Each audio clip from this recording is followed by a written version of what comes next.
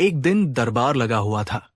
बादशाह अकबर अपने सिंहासन पर विराजमान थे, लेकिन उनका मन रोजमर्रा के लगान, जागीर और सीमा विवाद के मामलों से ऊब चुका था। वो कुछ ऐसा चाहते थे जो उनके मस्तिष्क को चुनौती दे, कुछ ऐसा जो न्याय की पारंपरिक सीमाओं को तोड़कर एक नई मिसाल कायम करे। उनकी आंखें अपने नवरत्न बीरबल को तलाश रही थी। बीरबल, जो हमेशा की तरह शांत और संयमित भाव से खड़े थे, उनकी आंखों में एक हल्की सी मुस्कान थी, मानो वो जानते हो कि बादशाह के मन की ऊब जल्द ही एक दिलचस्प मोड़ लेने वाली है। तभी दरबार के मुख्य द्वार पर हलचल हुई। पहरेदार ने बुलंद आवाज में घोषणा की, जहांपनाह, आगरा के दो नागरिक, रहीम चाचा और सेठ धर्मपाल, एक जमीनी विवाद में आपसे न्याय की गुहार लगाने आए हैं। अकबर ने अपनी उनीदी आंखों को खोलते हुए इजाजत दी। दरबार में दो नितांत विपरीत व्यक्तित्वों ने प्रवेश किया। एक ओर थे रहीम चाचा, एक 70-75 साल के बुजुर्ग, जिनकी कमर उम्र के बोझ से थोड़ी झुक गई थी।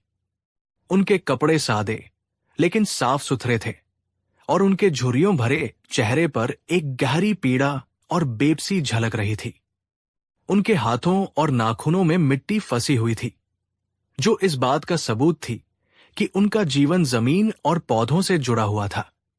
दूसरी ओर थे सेठ धर्मपाल, शहर के जाने-माने अनाज के व्यापारी।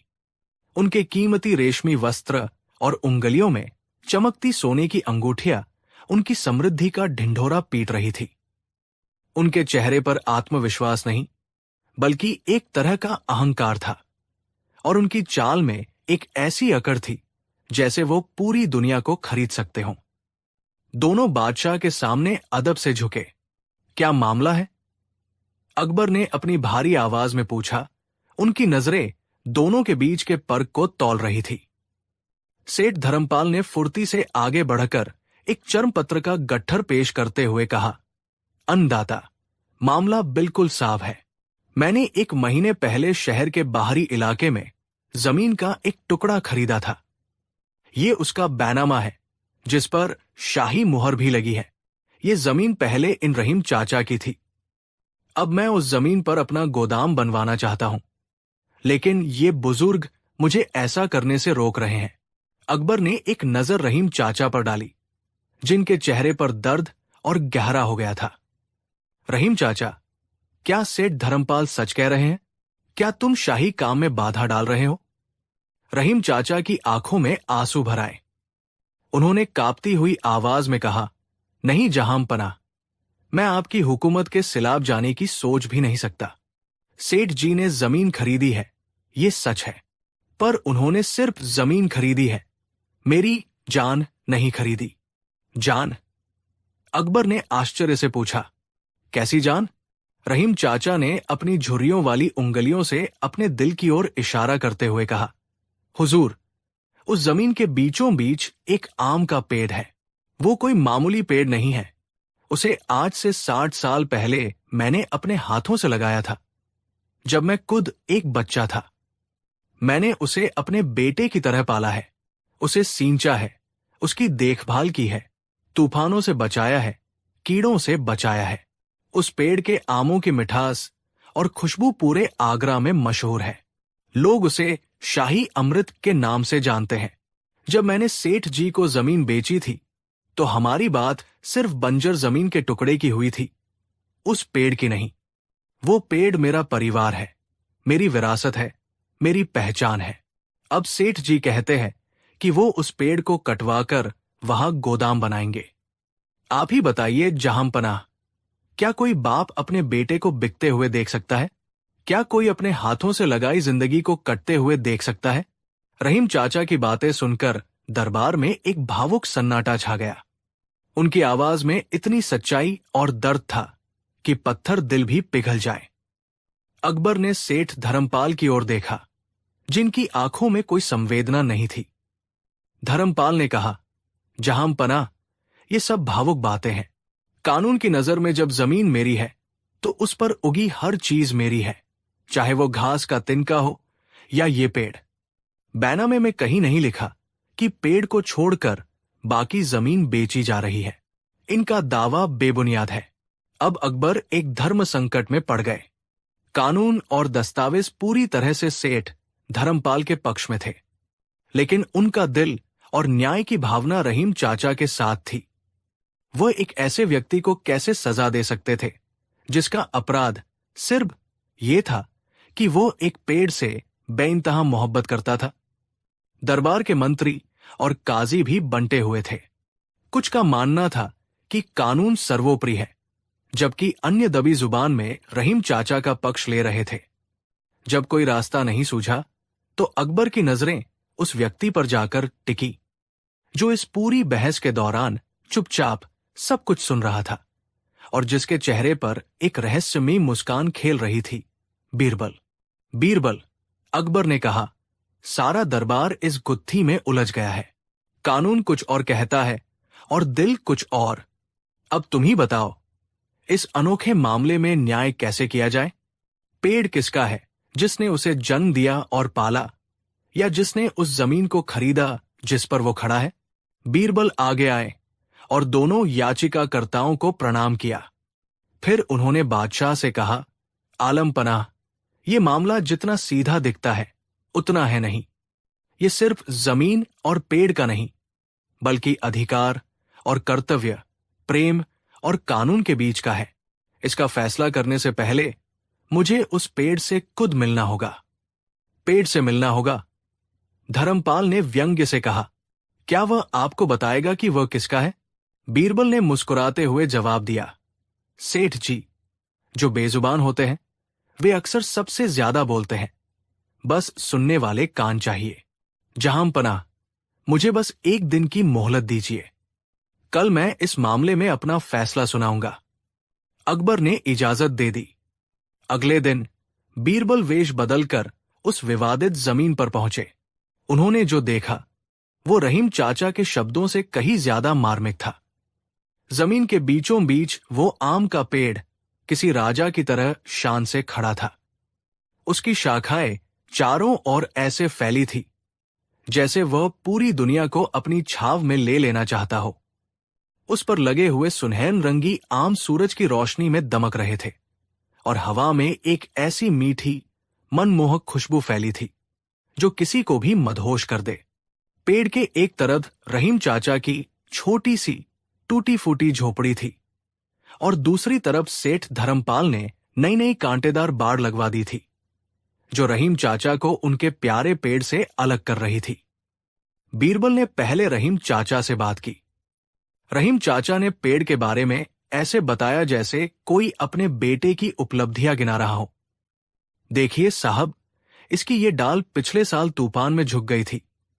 मैंने 3 दिन लगाकर इसे सहारा दिया। जब गर्मी ज्यादा होती है तो मैं इसकी जड़ों के पास गीली मिट्टी का लेप कर देता हूं ताकि इसे ठंडक मिले।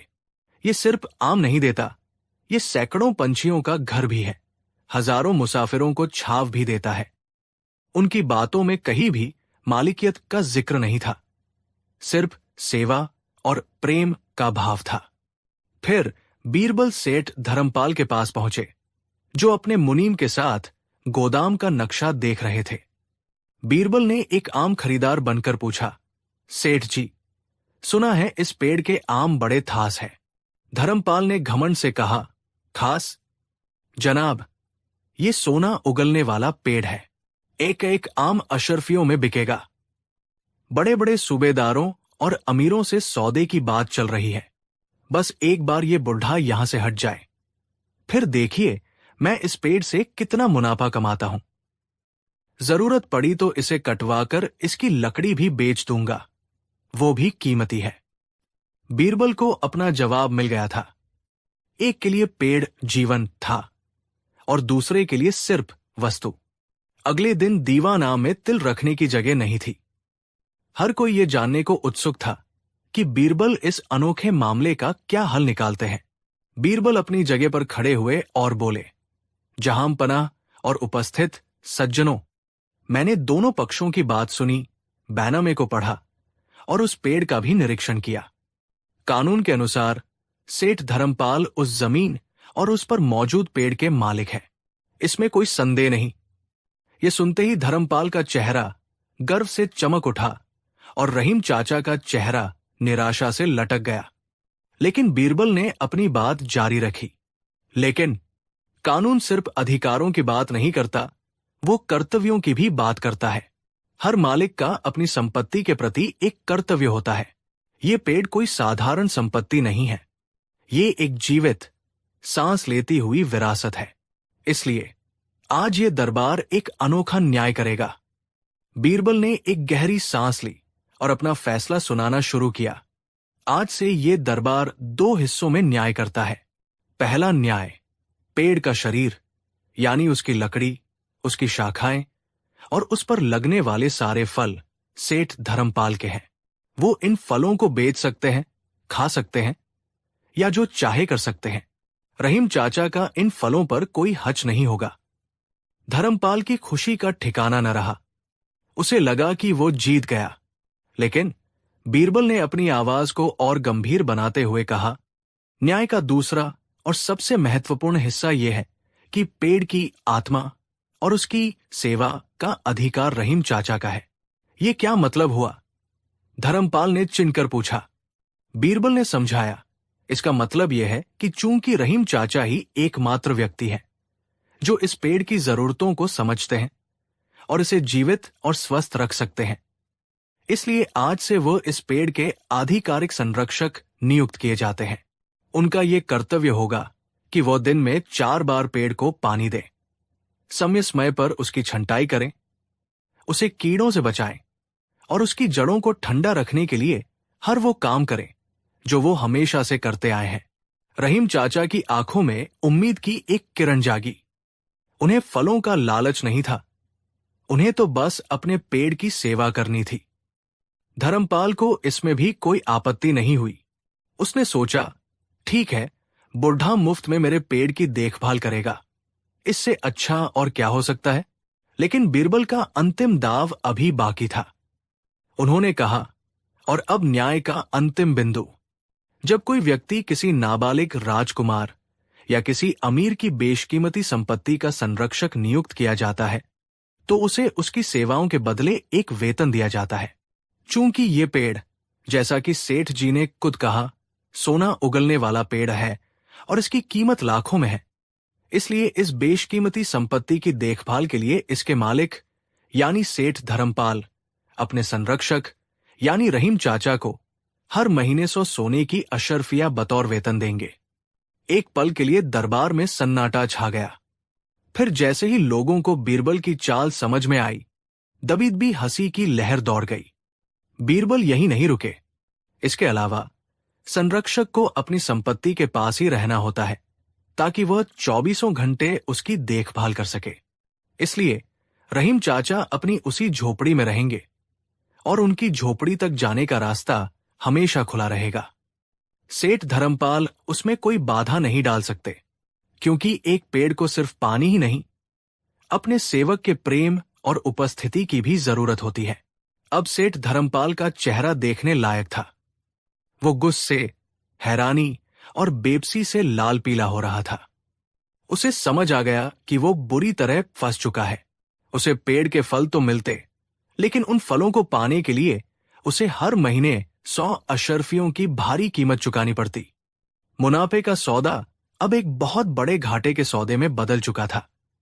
वो गुस्से में चीखा, ये अन्याय है। मुझे ऐसा कोई पेड़ नहीं चाहिए जिसके लिए मुझे पैसे देने पड़े। ये तो मेरे साथ धोखा है। बीरबल ने शांत भाव से कहा, सेठ जी, ये धोखा नहीं, न्याय है। आप ही ने तो कहा था कि ये पेड़ बेशकीमती है, तो बेशकीमती चीज की देखभाल भी तो बेशकीमती होती है। अगर आप ये कीमत नहीं चुका सकते तो आप इस पेड़ के मालिक होने के लायक नहीं हैं। सेठ धर्मपाल ने हताशा में अपने बाल नोच लिए। उसने बैनामे को गुस्से से देखा और फिर रहीम चाचा को, जो अब राहत और कृतज्ञता के आंसू बहा रहे थे। अंत में उसने चिल्लाकर कहा, मुझे नहीं चाहिए ये मनहूस पेड़, मुझे मेरी जमीन खाली चाहिए। मैं इस पेड़ को रहीम चाचा को वापस बेचता हूं। एक चांदी के सिक्के में। कहानी का अंत एकदम नाटकीय था। जिस पेड़ के लिए धर्मपाल किसी की जान लेने पर तुला था, अब वो उससे छुटकारा पाना चाहता था। बादशाह अकबर अपनी कुर्सी से खड़े हो गए। उनका चेहरा प्रशंसा और विस्मय से दमक रहा था। उन्होंने जोरदार ठहाका लगाया और कहा, वाह बीरबल, वाह! तुमने कानून को तोड़े बिना न्याय का मान रख लिया। आज तुमने साबित कर दिया कि सच्चा न्याय सिर्फ कागजों और मोहरों में नहीं, बल्कि नियत और संवेदना में बसता है। उन्होंने आदेश दिया कि सेठ धर्मपाल से एक चांदी का सिक्का लेकर पेड़ का मालिकाना हज आधिकारिक तौर पर रहीम चाचा को सौंप दिया जाए। उस दिन रहीम चाचा रोते हुए अपने पेड़ से जाकर ऐसे लिपट गए जैसे कोई बिछड़ा हुआ बेटा अपनी मां से मिलता है, और सेठ धर्मपाल अपना सा मुंह लेकर दरबार से चला गया। उसे जीवन का सबसे बड़ा सबक मिल चुका था। हर चीज खरीदी नहीं जा सकती, और जिसे प्रेम से सींचा जाता है उस पर सिर्फ उसी का हक होता है। ये अनोखा न्याय आगरा के इतिहास में हमेशा के लिए अमर हो गया, एक ऐसी मिसाल बनकर जो ये सिखाता था कि कानून का दिल भी होता है, और कभी कभी न्याय करने के लिए तराजू के साथ साथ दिल से भी सोचना पड़ता है। कहानी 2। उन दिनों आगरा में अमन और खुशहाली का दौर था। मुतलिया सल्तनत का खजाना सोने चांदी और जवाहरात से लबालब भरा था। प्रजा सुखी थी और बादशाह अकबर अपने शासन से पूरी तरह संतुष्ट थे। दीवाना में रोजमर्रा के मामले आते, जिनका निपटारा अक्सर बड़ी आसानी से हो जाता था। लेकिन यही शांति और स्थिरता कभी कभी बादशाह के जिज्ञासु मन को बेचैन कर देती थी। उन्हें रोज रोज के एक जैसे मामलों से ऊब होने लगती थी, और वो कुछ नया, कुछ असाधारण करने की सोचते थे, कुछ ऐसा जो इतिहास में दर्ज हो जाए। इसी दौर में अकबर के दरबार में एक नया मंत्री शामिल हुआ था, मीर बख्शी इनायत खान। इनायत खान बोलने में शहद जैसा मीठा था, लेकिन दिल का काला और बेहद महत्वाकांक्षी। वो बीरबल की बादशाह से नजदीकी और उनकी चतुराई से मन ही मन जलता था। वो हमेशा ऐसे मौके की तलाश में रहता था जिससे वो बादशाह की नजरों में बीरबल से ऊपर उठ सके और अपनी तिजोरियां भर सके। एक ऐसी ही आलस भरी दोपहर में, जब दरबार लगभग खाली था, इनायत खान ने मौका देखकर बादशाह अकबर से कहा, जहां पनाह, आपकी हुकूमत में चारों ओर खुशहाली है, खजाना भरा हुआ है और प्रजा सुखी है। लेकिन एक शासक की महानता सिर्फ खजाना भरने में नहीं, बल्कि अपनी प्रजा की वफादारी और उनके गौरव को परखने में भी होती है। अकबर, जो ऊब रहे थे, इस बात से तुरंत आकर्षित हुए। दिलचस्प बात है इनायत खान, विस्तार से बताओ, तुम कहना क्या चाहते हो? इनायत खान ने अपनी धूर्त मुस्कान छिपाते हुए कहा, आलम पनाह, हम प्रजा से लगान लेते हैं, कर वसूलते हैं, लेकिन ये सब उनकी मजबूरी है। हमें एक ऐसा कर लगाना चाहिए जो प्रजा अपनी खुशी से दे, अपने गौरव के लिए दे। एक ऐसा कर जो ये साबित करे कि वे आपकी सल्तनत का हिस्सा होने पर कितना गर्व महसूस करते हैं। कैसा कर? अकबर की आंखों में चमक आ गई। इनायत खान ने अपना तुरुप का पत्ता फेंका। जहां पनाह, हम मूंछ कर लगा सकते हैं। मूंछ कर? अकबर हैरान रह गए। ये क्या बकवास है? गुस्ताखी माफ हो अन्नदाता, पर यह बकवास नहीं, एक गहरी सोच है, इनायत खान ने मक्खन लगाते हुए कहा। हिंदुस्तान में एक मर्द की शान उसकी मूंछ होती है। वो उसकी पहचान, उसका गौरव और उसकी आन बान शान का प्रतीक है। जो व्यक्ति अपनी मूंछ पर गर्व करता है, वो अपनी सल्तनत पर भी गर्व करेगा। हम मूंछों के आकार और शैली के हिसाब से कर लगा सकते हैं। जिसकी छोटी और साधारण मूंछें, उससे कम कर। जिसकी तलवार जैसी कटी हुई या ताव दी हुई शाही मूंछें, उससे ज्यादा कर। इस तरह जो जितनी ज्यादा शाही मूंछें रखेगा, वो उतना ही ज्यादा शाही कर देगा और अपनी वफादारी साबित करेगा।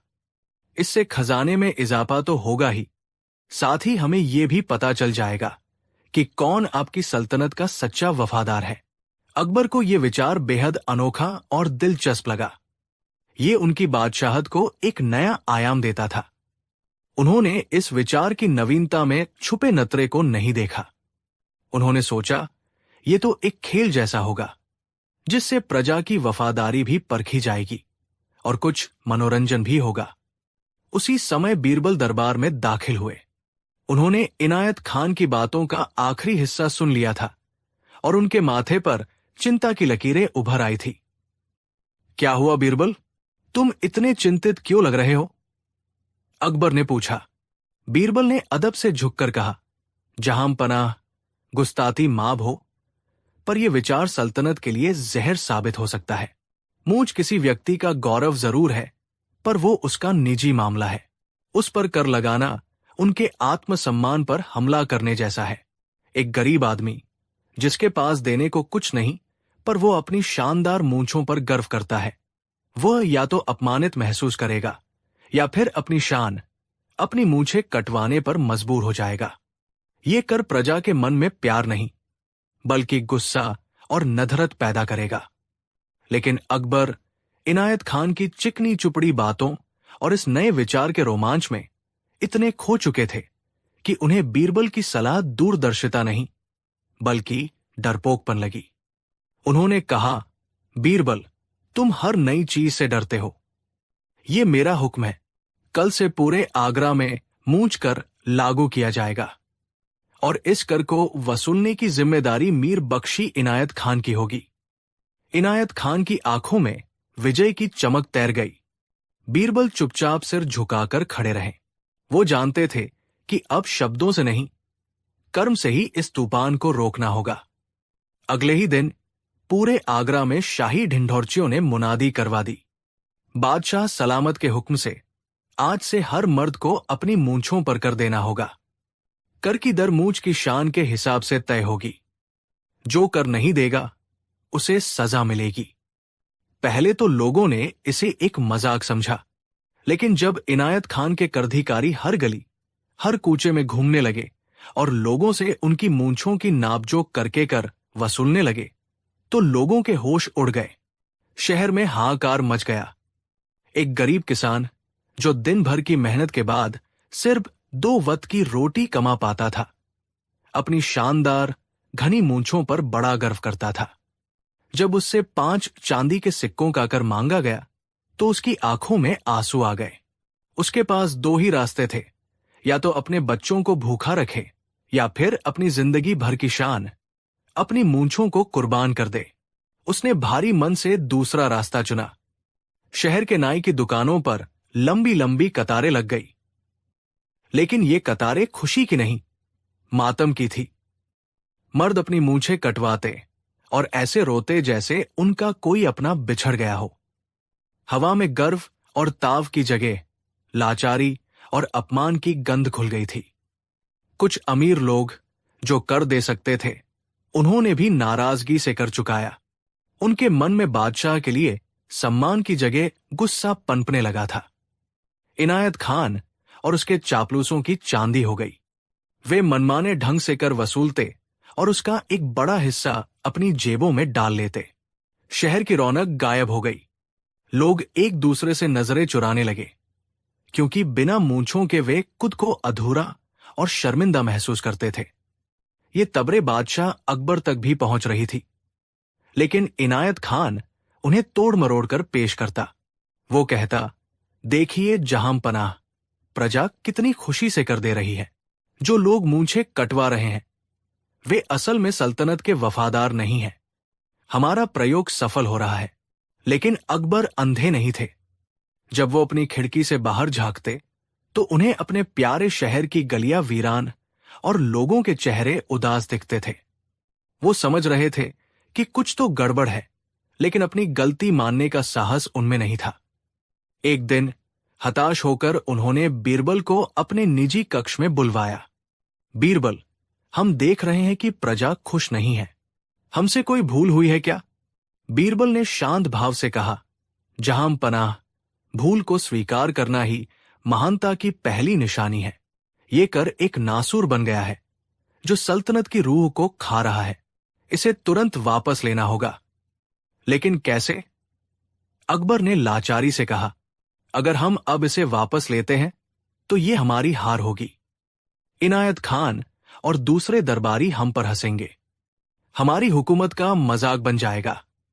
बीरबल ने मुस्कुराते हुए कहा, आलम पनाह, जहर को जहर ही काटता है। अगर आप मुझे पूरी छूट दें और मेरे काम में कोई दखल न दें, तो मैं वादा करता हूं कि सांप भी मर जाएगा और लाठी भी नहीं टूटेगी।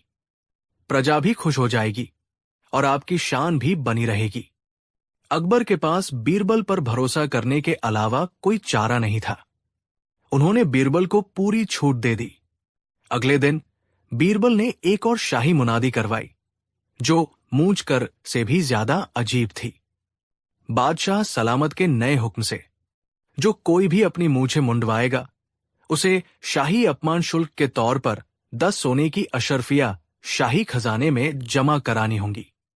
मूंछें कटवाना बादशाह के मूंछ कर का अपमान है और ये अपमान बर्दाश्त नहीं किया जाएगा। अब तो प्रजा पर जैसे आसमान ही टूट पड़ा। वे एक दोराहे पर आकर खड़े हो गए। मूंछें रखें तो हर महीने मूंछ कर दो, और अगर मूंछें कटवाए तो एक बार में 10 सोने की अशरफियों का भारी भरकम जुर्माना भरो। दोनों ही तरफ से मरना तय था। शहर में हाहाकार मच गया। लोगों की भीड़ शाही महल के बाहर इकट्ठा होने लगी। वे न्याय की गुहार लगा रहे थे। इनायत खान मन ही मन बहुत खुश था। उसे लगा कि बीरबल ने अपनी चतुराई में एक ऐसी बेवकूफी कर दी है जिससे प्रजा भड़क जाएगी और सारा इल्जाम बीरबल पर आएगा और वो हमेशा के लिए बादशाह की नजरों से गिर जाएगा। इनायत खान भीड़ को उकसाते हुए बादशाह के सामने ले गया। देखिए जहांपना, आपके प्रिय बीरबल की वजह से आज सल्तनत में बगावत होने जा रही है। ये लोग न्याय मांग रहे हैं। अकबर भी घबरा गए। उन्होंने बीरबल की ओर देखा, जो भीड़ के सामने शांत भाव से खड़े थे। क्या कहना है तुम्हारा, बीरबल? ये तुमने क्या कर दिया? अकबर ने गुस्से से पूछा। बीरबल ने भीड़ की ओर मुड़कर ऊंची आवाज में कहा, मेरे प्यारे आगरा वासियों, शांत हो जाइए। मैं तुम्हारी परेशानी समझता हूं। तुम न तो मूंछ रख पा रहे हो, न कटवा पा रहे हो, लेकिन हर मुश्किल का एक हल होता है। फिर बीरबल ने जो घोषणा की, उससे पूरा दरबार और सारी प्रजा सन्न रह गई। आज से मैं एक नया व्यापार शुरू कर रहा हूं। जो कोई भी मुझसे 5 जूते खाएगा, मैं उसे 1 सोने की अशर्फी दूंगा। ये मेरी तरफ से है। कोई भी आ सकता है और इस जूता खाओ, अशर्फी पाओ योजना का लाभ उठा सकता है। ये सुनकर सब हक्के बक्के रह गए। भला ऐसा भी कोई करता है? ये तो पागलपन था। इनायत खान को लगा कि बीरबल पूरी तरह बौखला गया है। उसने सोचा, ये उसे अपमानित करने और साथ ही एक सोने की अशर्फी कमाने का सुनहरा मौका है। वो सबसे आगे आया और बोला, मैं तैयार हूं। मैं तुम्हें जूते मारने के लिए तैयार हूं, बीरबल। बीरबल ने मुस्कुराते हुए कहा, जरूर मीर बख्शी साहब, आप तो बादशाह के सबसे खास है। शुरुआत तो आप ही से होनी चाहिए, लेकिन एक छोटी सी शर्त है। चूंकि आप एक बड़े ओहदे पर हैं, तो आपके लिए इनाम भी बड़ा होगा। आप मुझे 5 जूते मारिए और मैं आपको 100 सोने की अशर्फिया दूंगा। इनायत खान की आंखों में लालच नाच उठा। 100 सोने की अशर्फिया और साथ में अपने सबसे बड़े दुश्मन को सरेआम जूतों से मारने का सुख। उसने फौरन अपनी कीमती जूतियां उतारी और बीरबल पर पिल पड़ा। टैक टैक टैक टैक टैक। उसने पूरी ताकत से बीरबल की पीठ पर 5 जूते मारे। बीरबल शांत खड़े रहे, जैसे उन्हें कोई परख ही न पड़ रहा हो। दरबार में मौत जैसा सन्नाटा था। जैसे ही 5वां जूता पड़ा, बीरबल पीछे हटे और अपने सिपाहियों को इनायत खान को पकड़ने का इशारा किया। फिर वो सीधे बादशाह अकबर की ओर मुड़े और जोर से बोले, जहांपना, आपको हमारा वो समझौता तो याद है ना, जो आज सुबह ही हुआ था? अकबर हैरान थे। कैसा समझौता, बीरबल? वही जहांपना, कि मैं जो भी नया व्यापार करूंगा, उसका आधा मुनाफा सीधा शाही खजाने में जाएगा, यानी आपको मिलेगा। बीरबल ने जोर देकर कहा। फिर वो इनायत खान की ओर मुड़े, जो 100 अशरफियों का इंतजार कर रहा था। बीरबल ने कहा, मीर बख्शी जी, आपके साथ मेरा सौदा हुआ था, सो सोने की अशरफियों का। मेरे और बादशाह के बीच हुए समझौते के अनुसार इस कमाई का आधा हिस्सा यानी 50 सोने की अशरफिया बादशाह सलामत का हुआ। अब आप भौरन 50 सोने की अशरफिया शाही खजाने के लिए बादशाह सलामत को पेश करें। एक पल के लिए किसी को कुछ समझ नहीं आया। फिर जैसे ही बीरबल की चतुराई लोगों की समझ में आई, पूरा दरबार ठहाकों से गूंज उठा। इनायत खान का चेहरा देखने लायक था। वो बुरी तरह फंस चुका था। उसे 100 अशरफिया मिलने की बजाय अब अपनी जेब से 50 अशरफिया बादशाह को देनी थी, और वह भी अपने सबसे बड़े दुश्मन को जूतों से मारने के इनाम के तौर पर। अगर वो देने से मना करता तो बादशाह की हुक्मोदूली होती। उसने सरेआम लालच में आकर एक नवरत्न को जूतों से पीटा था। उसका सारा मान सम्मान, सारी इज्जत मिट्टी में मिल गई थी। बादशाह अकबर अब तक सारा खेल समझ चुके थे। वो अपनी हंसी रोक नहीं पा रहे थे। उन्होंने देखा कि कैसे बीरबल ने मूर्खता का जवाब महामूर्खता से दिया और दोषी को उसी के जाल में फंसाकर सबके सामने बेनचाप कर दिया। अकबर अपनी गद्दी से उठे और बुलंद आवाज में कहा, इनायत खान को भौरन इसके पद से बर्खास्त किया जाता है और इसकी सारी संपत्ति जब्त करके उन गरीबों में बांट दी जाए जिन्हें इसकी वजह से अपनी मूंछें कटवानी पड़ी। फिर उन्होंने अपनी प्रजा की ओर मुड़कर कहा, मेरे प्यारे लोगों, मुझसे भूल हुई। एक बादशाह का काम अपनी प्रजा पर बोझ डालना नहीं, बल्कि उनका बोझ हल्का करना है। आज से मूंछ कर और बाकी सभी बेतुके कर खत्म किए जाते हैं। ये सुनते ही प्रजा में खुशी की लहर दौड़ गई। उन्होंने बादशाह अकबर की जय और राजा बीरबल की जय के नारे लगाने शुरू कर दिए। उस दिन के बाद आगरा में फिर से खुशहाली लौट आई। मर्दों के चेहरों पर फिर से उनकी शान, उनकी मूंछें लहराने लगी। और यह किस्सा इतिहास में हमेशा के लिए दर्ज हो गया, जो ये सिखाता था कि एक शासक को अपनी प्रजा के आत्मसम्मान पर कभी चोट नहीं करनी चाहिए और कोई भी समस्या इतनी बड़ी नहीं होती जिसे बुद्धि और चतुराई से हल न किया जा सके। कहानी 3। हिंदुस्तान की सरजमी पर जब मुतलिया सल्तनत का परचम बुलंदी पर था, तब शहंशाह अकबर का दरबार केवल न्याय और शासन का केंद्र नहीं, बल्कि बुद्धि और कला का एक ऐसा संगम था जिसकी धाराएं दूर दूर तक बहती थी। इसी संगम के सबसे अनमोल रत्न थे बीरबल, जिनकी बुद्धि की चमक से न केवल दोस्त रोशन होते थे, बल्कि दुश्मनों की आंखें भी चौंधिया जाती थी। एक रोज जब दीवान एतास में सुबह की सुनहरी धूप संगमरमरी फर्श पर अपने बना रही थी, दरबार की नियमित कार्यवाही चल रही थी, तभी द्वारपाल ने हाफते हुए आकर सूचना दी, जहांपनाह, दक्कन की सल्तनत से एक महान दूत और पहेलियों के आचार्य वक्रतुंड आपसे मिलने की अनुमति चाहते हैं। उनका दावा है कि उनके पास एक ऐसी पहेली है जिसे आज तक कोई सुलझा नहीं पाया। अकबर की आंखों में उत्सुकता की एक लहर दौड़ गई। उन्हें दिमागी कसरत वाले खेल बहुत पसंद थे। उन्होंने तुरंत आचार्य वक्रतुंड को दरबार में पेश करने का हुक्म दिया। आचार्य वक्रतुंड ने दरबार में प्रवेश किया। उनका कद लंबा, शरीर गठिला और चेहरे पर एक ऐसी गंभीरता थी जिसमें ज्ञान के साथ साथ अहंकार का भी गहरा पुट था।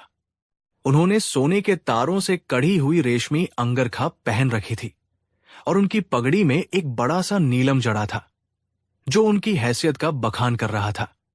उन्होंने शहंशाह को झुककर सलाम तो किया, पर उनकी आंखों में सम्मान से अधिक चुनौती का भाव था। शहंशाहिंद, आपकी और आपके नवरत्न बीरबल की बुद्धिमानी के किस्से हमने दक्कन तक सुने हैं।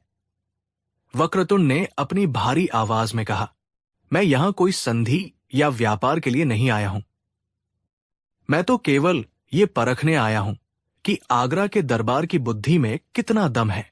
मेरे पास एक पहेली है जो मेरे गुरु ने मुझे सौंपी थी। उन्होंने कहा था कि जो इसे सुलझा लेगा वही संसार का सबसे बुद्धिमान व्यक्ति कहलाने का हकदार होगा। आज तक कोई इसे भेद नहीं पाया। क्या आपके दरबार में कोई है जो इस चुनौती को स्वीकार करने का साहस रखता है? ये एक सीधी और खुली चुनौती थी। दरबार में बैठे सभी अमीरों, वजीरों और सलाहकारों की नजरें बीरबल पर जा टिकी।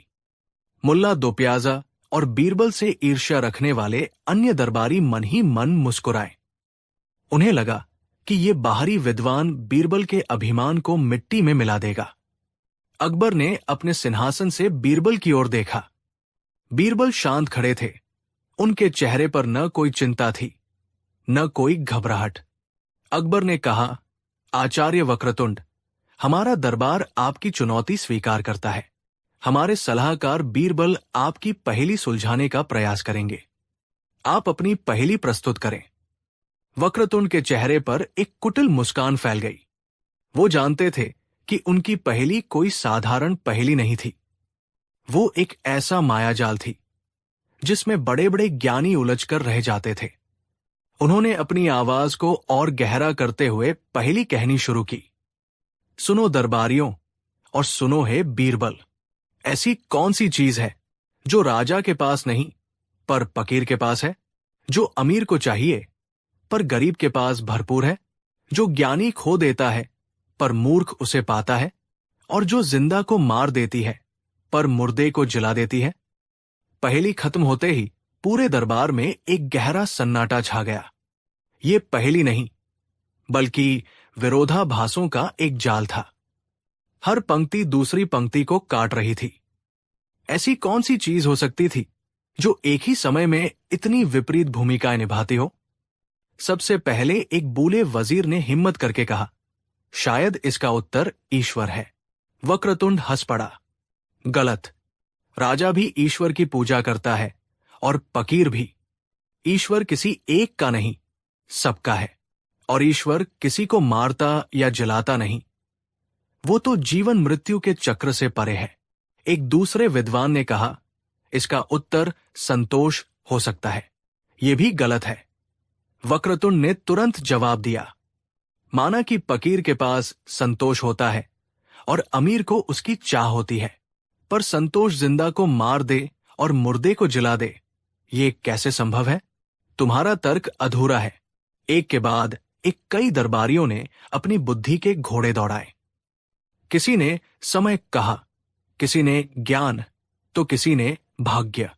पर वक्रतुंड हर उत्तर को अपने तीखे तर्कों से काट देता। दरबारियों के चेहरे पर निराशा और हताशा छाने लगी। शहंशाह अकबर भी चिंतित हो उठे।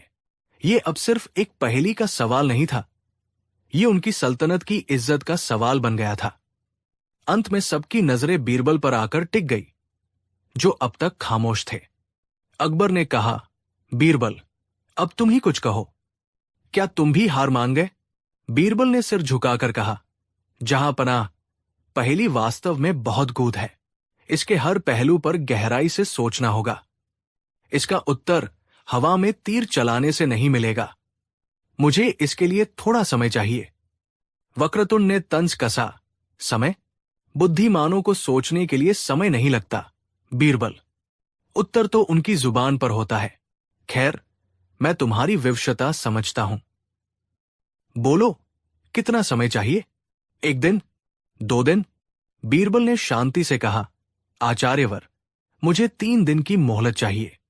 चौथे दिन सुबह इसी दरबार में मैं आपको आपकी पहेली का उत्तर दूंगा, और यदि मैं उत्तर न दे सका तो मैं अपनी हार स्वीकार करूंगा और शहंशाह से गुजारिश करूंगा कि वे आपको हिंदुस्तान का सबसे बुद्धिमान व्यक्ति घोषित करें।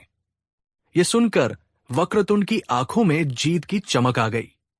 उसे पूरा विश्वास था कि बीरबल कभी इस पहेली को नहीं सुलझा पाएंगे। वो सहर्ष तैयार हो गया। बीरबल की खोज। बीरबल दरबार से निकलकर सीधे अपने घर नहीं गए। उन्होंने अपने राजसी वस्त्र उतारे और एक साधारण किसान का भेष धारण कर लिया।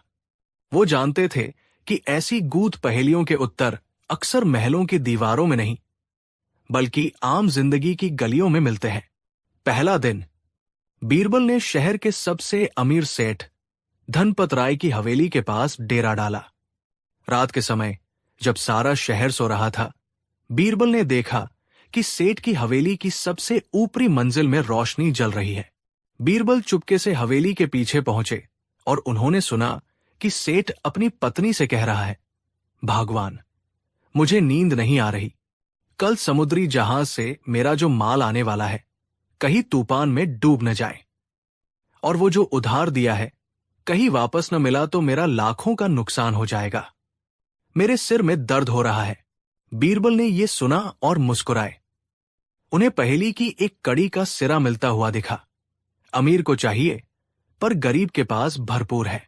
सेठ के पास सब कुछ था, धन, दौलत, रेशमी बिस्तर, नौकर चाकर, पर एक चीज नहीं थी जिसकी उसे सख्त जरूरत थी। दूसरा दिन। अगले दिन बीरबल शहर के बाहरी इलाके में एक पुरानी मस्जिद के पास पहुंचे। वहां एक फकीर, जो दिन भर अल्लाह का नाम लेता था, शाम होते ही एक पेड़ के नीचे एक फटे हुए कंबल पर लेट गया। उसके पास न घर था, न बिस्तर, न कल की कोई चिंता। कुछ ही पलों में वो गहरी नींद में सो गया और उसके चेहरे पर एक अद्भुत शांति और सुकून था। शहंशाह अकबर, जिनके पास पूरी सल्तनत थी, अक्सर रातों को सल्तनत की चिंताओं में जागते रहते थे। बीरबल को पहेली की दूसरी कड़ी भी समझ आ गई। राजा के पास नहीं, पर फकीर के पास है। तीसरा दिन। तीसरे दिन बीरबल ने दो और लोगों पर नजर रखी।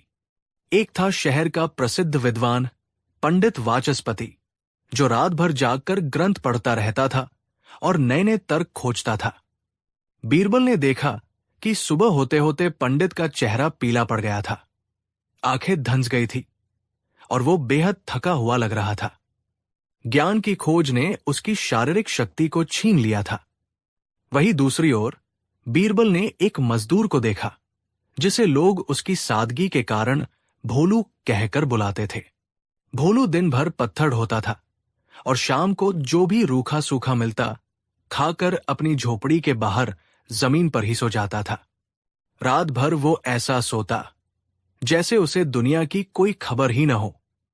सुबह जब वो उठता तो उसके चेहरे पर एक नई ताजगी और ऊर्जा होती थी, जैसे उसे नया जीवन मिल गया हो। अब बीरबल के दिमाग में सारी कड़ियां जुड़ चुकी थी। उन्हें पहेली की अंतिम दो पंक्तियों का अर्थ भी मिल गया था। ज्ञानी खो देता है, पर मूर्ख उसे पाता है, और जो जिंदा को मार देती है, पर मुर्दे को जला देती है। पहेली का उत्तर अब शीशे की तरह साफ था। चौथे दिन का दरबार। चौथे दिन का दरबार किसी उत्सव के मैदान जैसा लग रहा था। दूर दूर से लोग इस ऐतिहासिक फैसले को देखने आए थे। आचार्य वक्रतुंड अपने सिंहासन जैसे आसन पर गर्व से बैठे थे। उन्हें अपनी जीत का पूरा यकीन था। शहंशाह अकबर के चेहरे पर उम्मीद और चिंता के मिले जुले भाव थे। तभी बीरबल ने दरबार में प्रवेश किया। उनके चेहरे पर एक आत्मविश्वास भरी मुस्कान थी। तो बीरबल, वक्रतुंड ने व्यंग्य से कहा, क्या तुम अपनी हार मानने के लिए तैयार हो, या कोई मनगढ़ंत कहानी सुनाकर हमारा समय बर्बाद करोगे? बीरबल ने सिर झुकाकर कहा, आचार्यवर, मैं यहां आपकी पहेली का उत्तर देने आया हूं, प्रमाण सहित। बीरबल ने शहंशाह से अनुमति लेकर उन चारों लोगों को दरबार में बुलवाया जिन पर उन्होंने नजर रखी थी। सेठ धनपत राय, वो फकीर, पंडित वाचस्पति और मजदूर भोलू। पूरा दरबार हैरान था कि इन साधारण लोगों का इस गूढ़ पहेली से क्या संबंध है। बीरबल ने वक्रतुंड की ओर देखकर कहना शुरू किया, आचार्यवर, आपकी पहेली का उत्तर इन चारों में ही छिपा है। आपकी पहली शर्त थी, जो राजा के पास नहीं, पर फकीर के पास है। उन्होंने फकीर और शहंशाह की ओर इशारा करते हुए कहा, हमारे शहंशाह के पास दुनिया की हर दौलत है, पर सल्तनत की चिंताएं अक्सर उनकी रातों की शांति छीन लेती है। वही इस फकीर के पास कुछ नहीं है, पर इसके पास वो खजाना है जिसे चिंता छू भी नहीं सकती। वो खजाना है सुकून की नींद। आपकी दूसरी शर्त थी, जो अमीर को चाहिए, पर गरीब के पास भरपूर है। बीरबल ने सेठ धनपत राय और मजदूर भोलू की ओर इशारा किया। ये सेठ अपने रेशमी बिस्तरों पर करवटें बदलता रहता है, क्योंकि दौलत की चिंता उसे सोने नहीं देती। वही ये गरीब मजदूर दिन भर की मेहनत के बाद जमीन पर भी ऐसे सोता है जैसे जन्नत में हो। इसके पास सुकून की नींद भरपूर है। आपकी तीसरी शर्त थी, जो ज्ञानी खो देता है पर मूर्ख उसे पाता है। बीरबल ने पंडित वाचस्पति और भोलू की ओर इशारा किया। ये ज्ञानी पंडित ज्ञान की खोज में इतने गहरे उतर जाते हैं कि उनका दिमाग रात भर चलता रहता है और वे अपनी नींद खो देते हैं, जबकि ये भोला मजदूर, जिसे दुनिया शायद मूर्ख समझे, उसका मन शांत है, इसलिए वो गहरी नींद पाता है। अब बीरबल अपनी बात के अंतिम और सबसे महत्वपूर्ण हिस्से पर आए, और आपकी अंतिम और सबसे कठिन शर्त थी, जो जिंदा को मार देती है पर मुर्दे को जिला देती है। आचार्यवर, जब कोई इंसान सोता है तो वो कुछ समय के लिए इस दुनिया से बेखबर हो जाता है। वो एक जिंदा लाश की तरह होता है। इस तरह नींद एक जिंदा इंसान को कुछ घंटों के लिए मार देती है, और जब एक थकाहारा मुर्दे जैसा इंसान सोकर उठता है तो उसके शरीर में नई जान, नई स्फूर्ति आ जाती है। इस तरह नींद एक मुर्दे को जिला देती है। बीरबल ने एक गहरी सांस ली और अपनी बुलंद आवाज में कहा, तो हे आचार्य वक्रतुंड, आपकी इस महान पहेली का एक ही सरल उत्तर है, सुकून की नींद। ये उत्तर सुनते ही पूरे दरबार में एक पल के लिए सन्नाटा छा गया, और फिर तालियों की गड़गड़ाहट से गूंज उठा। उत्तर इतना सरल, इतना सटीक और इतना गहरा था कि किसी को भी इसमें कोई कमी नजर नहीं आई। आचार्य वक्रतुंड अपनी जगह पर जड़ हो गए थे। उनकी आंखों से अहंकार का नशा उतर चुका था और उनमें आश्चर्य और सम्मान का भाव था। उन्होंने आज तक अपनी पहेली को केवल शब्दों और शास्त्रों के नजरिए से देखा था, पर बीरबल ने उसे आम जिंदगी के अनुभवों से जोड़कर सुलझा दिया था। वो अपने आसन से उठे, बीरबल के सामने आए और अपना सिर झुका दिया। बीरबल, मैं अपनी हार स्वीकार करता हूं। तुम्हारी बुद्धि केवल किताबी नहीं, बल्कि व्यवहारिक और जीवन के सत्य से जुड़ी हुई है। तुमने मुझे हरा नहीं दिया, बल्कि मुझे एक नई दृष्टि दी है। सच्चा ज्ञान महलों और ग्रंथों में नहीं, बल्कि इंसान के जीवन में छिपा है। आज से मैं तुम्हें ही संसार का सबसे बुद्धिमान व्यक्ति मानता हूं। शहंशाह अकबर का चेहरा गर्व से दमक रहा था। वो अपने सिंहासन से उतरे और उन्होंने बीरबल को गले लगा लिया। शाबाश बीरबल, तुमने आज फिर साबित कर दिया कि तुम हमारे दरबार के सबसे चमकते हुए सितारे हो। उस दिन के बाद आचार्य वक्रतुंड दक्कन वापस लौट गए, लेकिन एक बदले हुए इंसान के रूप में। और आगरा के दरबार में यह कहानी हमेशा के लिए अमर हो गई कि कैसे बीरबल ने अपनी अनूठी सूझबूझ से एक असंभव पहेली को सुलझाकर यह साबित कर दिया था कि दुनिया की सबसे बड़ी गुत्थियां भी एक शांत और ऑब्जर्वेंट मन के सामने घुटने टेक देती है। कहानी 4। बादशाह अकबर के लिए वो एक मुश्किल दिन था। सुबह से ही उनका सिर भारी था। पहले काबुल के सूबेदार का एक लंबा और उबाऊ खत आया था, जिसमें सीमा पर छोटी मोटी झड़पों का जिक्र था। फिर खजाने के मंत्री ने राजस्व में आई मामूली सी कमी का ऐसा ब्यौरा पेश किया जैसे सल्तनत दिवालिया होने की कगार पर हो। उसके बाद 2 जागीरदारों का एक पुराना जमीनी विवाद इतना गर्मा गया कि उन्होंने एक दूसरे की पगड़ियां उछाल दी। शाम होते होते अकबर पूरी तरह से थक चुके थे। उन्होंने अपने भारी भरकम ताज को उतारकर मेज पर रखा और एक गहरी सांस ली। उनके माथे पर चिंता की लकीरें साफ दिख रही थी। उन्होंने दीवान-ए-ताश में बैठे अपने नवरत्नों पर एक नजर डाली। सब अपने अपने कामों में मशगूल थे, लेकिन बीरबल हमेशा की तरह एक शांत और रहस्यमयी मुस्कान के साथ खिड़की से बाहर देख रहे थे, जैसे उन्हें दुनिया की किसी बात की कोई फिक्र ही न हो। बीरबल की यही शांत मुद्रा अकबर को चुभ गई। उन्हें लगा कि दुनिया का सारा बोझ सिर्फ उनके ही कंधों पर है और बाकी सब लोग मजे से अपनी जिंदगी गुजार रहे हैं। बीरबल, अकबर की आवाज में एक अस्वाभाविक कड़वाहट थी। बीरबल ने मुड़कर अदब से कहा, जी जहां पना, तुम्हें देखकर ऐसा लगता है जैसे तुम्हें किसी बात की कोई चिंता ही नहीं है। अकबर ने शिकायत भरे लहजे में कहा, यहां हम सल्तनत की फिक्र में घुले जा रहे हैं और तुम हो कि मुस्कुरा रहे हो। क्या तुम्हें अंदाजा भी है कि एक बादशाह होना कितना मुश्किल काम है? 24 घंटे प्रजा की चिंता, सरहदों की सुरक्षा, न्याय का बोझ। दुनिया में इससे ज्यादा मुश्किल और जिम्मेदारी वाला कोई काम नहीं हो सकता। बीरबल ने अपनी मुस्कान को कायम रखते हुए कहा, आलमपना, आपका कहना 100% सच है। एक बादशाह का जीवन कांटों का ताज पहनने जैसा ही है। लेकिन क्या? अकबर ने अधीरता से पूछा।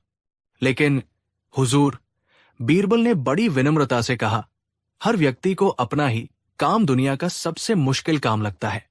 ये सुनते ही अकबर भड़क गए। क्या मतलब है तुम्हारा? क्या तुम एक बादशाह के काम की तुलना किसी किसान या मोची के काम से कर रहे हो? उन्हें क्या फिक्र है? सुबह उठो, अपना काम करो, शाम को घर आकर सो जाओ। उन्हें लाखों लोगों की जिंदगी के फैसले नहीं करने पड़ते। बीरबल समझ गए कि बादशाह का मिजाज बिगड़ा हुआ है और वो तर्क सुनने के मूड में नहीं है।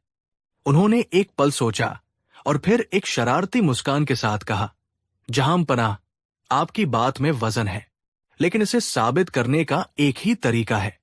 क्या तरीका? अकबर ने पूछा। एक दिन के लिए जगह की अदला-बदली। बीरबल ने कहा, आप सल्तनत के किसी भी आम नागरिक का काम एक दिन के लिए संभाल लीजिए और उसे एक दिन के लिए हिंदुस्तान का शहंशाह बना दीजिए। दिन के अंत में दूध का दूध और पानी का पानी हो जाएगा। ये विचार अकबर को बहुत मजेदार और रोमांचक लगा। उनकी सारी थकान जैसे गायब हो गई। ये अपनी बात को साबित करने का एक शाही तरीका था। उन्होंने ऐलान किया, बहुत खूब बीरबल, हमें ये चुनौती स्वीकार है। कल हम साबित कर देंगे कि हमारा काम ही सबसे मुश्किल है। तुम ही किसी ऐसे व्यक्ति को ढूंढो जो ये मानने को तैयार हो कि उसका काम हमारे काम से ज्यादा मुश्किल है। अगले दिन बीरबल दरबार में एक साधारण से दिखने वाले अधेड़ उम्र के आदमी के साथ हाजिर हुए। उसके कपड़ों पर मैदे के दांत लगे थे और उसके हाथों से इलायची और घी की मिलीजुली महक आ रही थी। उसका नाम घासीटाराम था और वो आगरा के चांदनी चौक का सबसे मशहूर हलवाई था। उसकी बनाई जलेबियां और इमरतियां खाने के लिए दूर दूर से लोग आते थे। घासीटाराम बादशाह के सामने कांप रहा था। बीरबल ने उसे समझाया था, लेकिन हिंदुस्तान के शहंशाह के सामने खड़े होने की उसकी हिम्मत नहीं हो रही थी। अकबर ने उसे ऊपर से नीचे तक देखा और व्यंग्य से मुस्कुराए। तो तुम हो वो व्यक्ति घासीटाराम जिसे लगता है कि जलेबियां बनाना सल्तनत चलाने से ज्यादा मुश्किल काम है? घासीटाराम ने डरते डरते कहा, नहीं नहीं अन्नदाता, मैंने ऐसा कब कहा? बीरबल जी ने तो बस। बीरबल ने बीच में कहा, जहांपनाह, घासीटाराम बहुत सीधा साधा आदमी है, लेकिन जब मैंने इससे पूछा तो इसने कहा कि सुबह सूरज उगने से पहले भट्टी जलाना, दिन भर उस आग के सामने खड़े रहना, चाशनी का सही तार बनाना और हजारों ग्राहकों की फरमाइशें पूरी करना बहुत मेहनत का काम है। इसे एक पल की भी फुर्सत नहीं मिलती। ठीक है, अकबर ने घोषणा की, तो ये तय रहा, कल सुबह सूरज की पहली किरण के साथ घासीटाराम इस तट पर बैठेगा और हिंदुस्तान का शहंशाह बनेगा और मैं शहंशाह अकबर घासीटाराम की दुकान पर जाकर एक दिन के लिए हलवाई बनूंगा। बीरबल, तुम घासीटाराम के सलाहकार रहोगे ताकि ये कोई बड़ी गड़बड़ न कर दे और मेरी मदद के लिए। खैर, मुझे किसी की मदद की जरूरत नहीं पड़ेगी, जलेबी ही तो बनानी है। अगली सुबह आगरा ने एक ऐसा नजारा देखा जो इतिहास में पहले कभी नहीं देखा गया था। दीवान में बादशाह के भव्य सिंहासन पर घासीटाराम बैठा हुआ था। उसने शाही वस्त्र तो पहन लिए थे, लेकिन वो उनमें बहुत असहज महसूस कर रहा था। भारी भरकम ताज बार बार उसकी आंखों पर खिसक आता था और वो उसे ऐसे संभाल रहा था जैसे कोई गर्म पतीला पकड़ा हो। बीरबल उसकी बगल में खड़े थे और उसे हौसला दे रहे थे। वहीं दूसरी ओर चांदनी चौक की तंग गली में घासी टाराम की छोटी सी दुकान पर बादशाह अकबर एक साधारण सा कुर्ता पायजामा पहने खड़े थे। उन्होंने वेश तो बदल लिया था, पर उनके चेहरे पर वही शाही रोब था। दुकान की मालकिन यानी घासी टाराम की पत्नी गंगा एक दबंग और मुंहफट औरत थी। उसे इस अदला-बदली से कोई लेना देना नहीं था। उसे बस अपना काम समय पर चाहिए था। गंगा ने अकबर को घूरते हुए कहा, सुनो जी, नए कारीगर, यहां शाही महल की तरह आराम नहीं मिलेगा। चलो, सबसे पहले जाकर पीछे से लकड़ियां लाओ और भट्टी सुलगाओ। सुबह के ग्राहक आने वाले हैं। अकबर, जिन्हें हुक्म देने की आदत थी, पहली बार किसी से हुक्म सुन रहे थे। उन्हें यह बहुत अजीब लगा, लेकिन चुनौती तो चुनौती थी। वो अकड़कर पीछे गए। वहां लकड़ियों का ढेर लगा था। उन्होंने कुछ लकड़ियां उठाई और भट्टी में डाल दी। लेकिन भट्टी सुलगाना कोई आसान काम नहीं था। वो जितनी बार फूंक मारते, उतना ही ज्यादा धुआं उनकी आंखों और मुंह में घुस जाता। कुछ ही देर में हिंदुस्तान का शहंशाह खांस खांस कर बेहाल हो गया और उसका चेहरा कालिक से काला पड़ गया। बड़ी मुश्किल से गंगा की डांट खाते हुए उन्होंने भट्टी जलाई। अब अगला काम था जलेबी के लिए घोल तैयार करना। गंगा ने उन्हें मैदा, दही और पानी का अंदाजा बताया। अकबर ने बड़े आत्मविश्वास से सब कुछ एक बड़े से पतीले में डाल दिया और उसे फेंटना शुरू किया। लेकिन उन्हें क्या पता था कि इसे एक ही दिशा में और एक थास गति से फेंटना होता है। उन्होंने उसे ऐसे फेंटा जैसे कोई तलवारबाजी कर रहा हो। नतीजा ये हुआ कि घोल कहीं से गाढ़ा, कहीं से पतला और गांठों से भरा हुआ था। गंगा ने जब घोल देखा तो अपना माथा पीट लिया। अरे सत्यानाश! ये जलेबी का घोल बनाया है या दीवार पर लीपने वाला गारा? सारा मैदा बर्बाद कर दिया। चलो हटो यहां से, मैं खुद बनाती हूं। तुम जाकर चाशनी की तैयारी करो। अकबर को अपनी जिंदगी में पहली बार ऐसी डांट पड़ी थी। उनका चेहरा गुस्से और शर्म से लाल हो गया, लेकिन वो कुछ कह नहीं सकते थे। उन्होंने चीनी और पानी एक बड़ी कढ़ाई में डालकर भट्टी पर चढ़ा दिया। अब उसे लगातार चलाना था ताकि वो नीचे न लगे।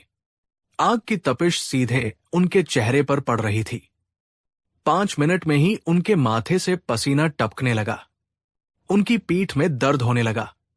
उन्हें एहसास हुआ कि एक ही जगह खड़े रहकर कड़छी चलाना कितना थका देने वाला काम है। उधर दीवाना में घासी टाराम की हालत भी कुछ अच्छी नहीं थी। सबसे पहले उसके सामने 2 राज्यों के बीच पानी के बंटवारे का एक जटिल विवाद पेश किया गया। वकीलों ने घंटों तक दलीलें दी, नक्शे दिखाए और पुराने दस्तावेज पेश किए। घासी टाराम के सिर के ऊपर से सब कुछ गुजर रहा था। उसे तो सिर्फ चीनी और पानी का अनुपात समझ में आता था। अंत में जब उससे फैसला सुनाने को कहा गया तो उसने बड़ी मासूमियत से कहा, देखो भाई, लड़ो मत। मेरे हिसाब से दोनों राज्यों में एक एक मीठे शरबत की बड़ी सी टंकी लगवा दो। प्रजा भी खुश रहेगी और लड़ाई भी खत्म हो जाएगी। यह सुनकर पूरा दरबार अपनी हंसी रोकने की कोशिश करने लगा। बीरबल ने बड़ी मुश्किल से स्थिति को संभाला और कहा, जहांपनाह का विचार बहुत ही अनूठा है। हम इस पर गहराई से विचार करने के लिए एक समिति का गठन करते हैं। मामला अगली सुनवाई तक के लिए स्थगित किया जाता है। इसके बाद एक जासूस ने नबर दी कि पड़ोसी सल्तनत का एक राजकुमार भेष बदलकर आगरा में घूम रहा है और शायद किसी साजिश की तैयारी में है। घासी टाराम ये सुनकर घबरा गया। उसने फौरन हुक्म दिया, शहर के सारे हलवाइयों को हुक्म दिया जाए कि वे अपनी जलेबियों में थोड़ी ज्यादा चाशनी डालें। जब राजकुमार हमारी मीठी जलेबियां खाएगा तो उसका दिल पिघल जाएगा और वो सारी साजिश भूलकर हमसे दोस्ती कर लेगा। बीरबल को एक बार फिर बीच में आकर मामले को संभालना पड़ा। इस बीच दुकान पर अकबर की हालत बद से बदतर होती जा रही थी। चाशनी तैयार थी और अब सबसे मुश्किल काम था जलेबियां छानना।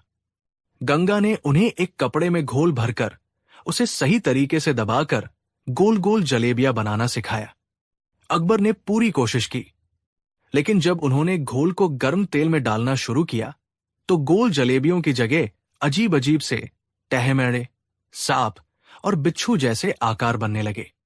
कोई जलेबी इतनी मोटी हो जाती कि अंदर से कच्ची रह जाती, और कोई इतनी पतली कि तेल में जाते ही जलकर काली हो जाती। दुकान पर अब ग्राहकों की भीड़ लगनी शुरू हो गई थी।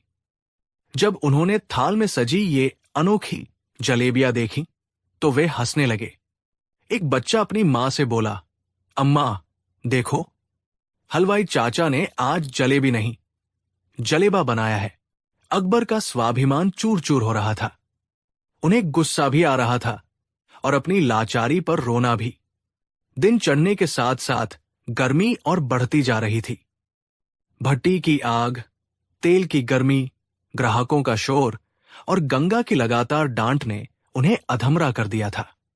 उनके शाही शरीर को ऐसी मेहनत की आदत नहीं थी।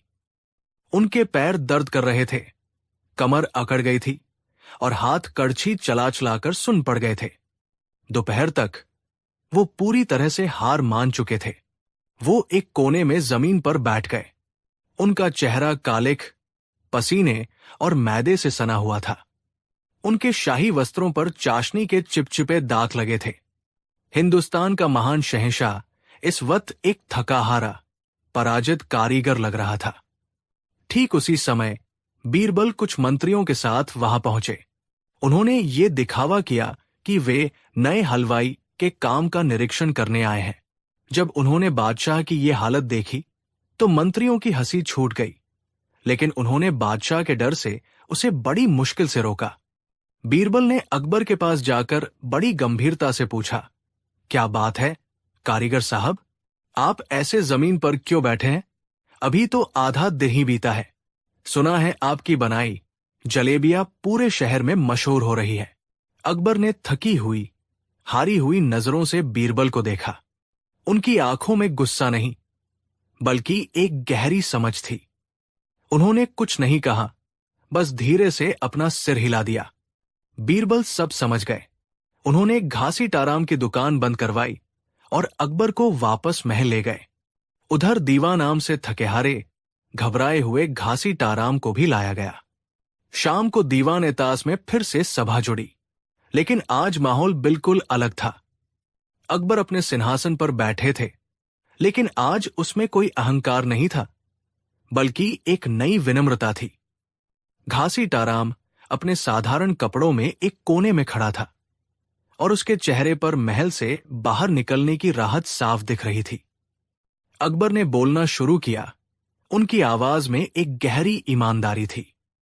आज हमने अपनी जिंदगी का सबसे बड़ा सबक सीखा है। हम सोचते थे कि सल्तनत चलाना दुनिया का सबसे मुश्किल काम है, लेकिन आज हमें पता चला कि एक हलवाई का काम भी किसी तपस्या से कम नहीं। उस आग की भट्टी के सामने दिन भर खड़े रहना, अपनी कमर और हाथों की परवाह किए बिना मेहनत करना, और फिर भी ग्राहकों और मालिक की डांट सुनना, ये आसान नहीं है। फिर वो घासीटाराम की ओर मुड़े। और घासीटाराम, तुमने आज कैसा महसूस किया? घासीटाराम ने कांपते हुए कहा, मालिक, मुझे माफ कर दीजिए। मैं तो आज मरते मरते बचा। एक एक फैसले पर हजारों लोगों की जिंदगी दांव पर लगी होती है। हर तरफ से साजिश और समस्याओं का डर। मुझसे तो अपनी दुकान ही भली। कम से कम वहां मुझे ये तो पता होता है कि अगर चाशनी पतली हो गई तो उसे गाढ़ा कैसे करना है। यहां तो हर समस्या जलेबी की तरह टेढ़ी है। अकबर मुस्कुराए।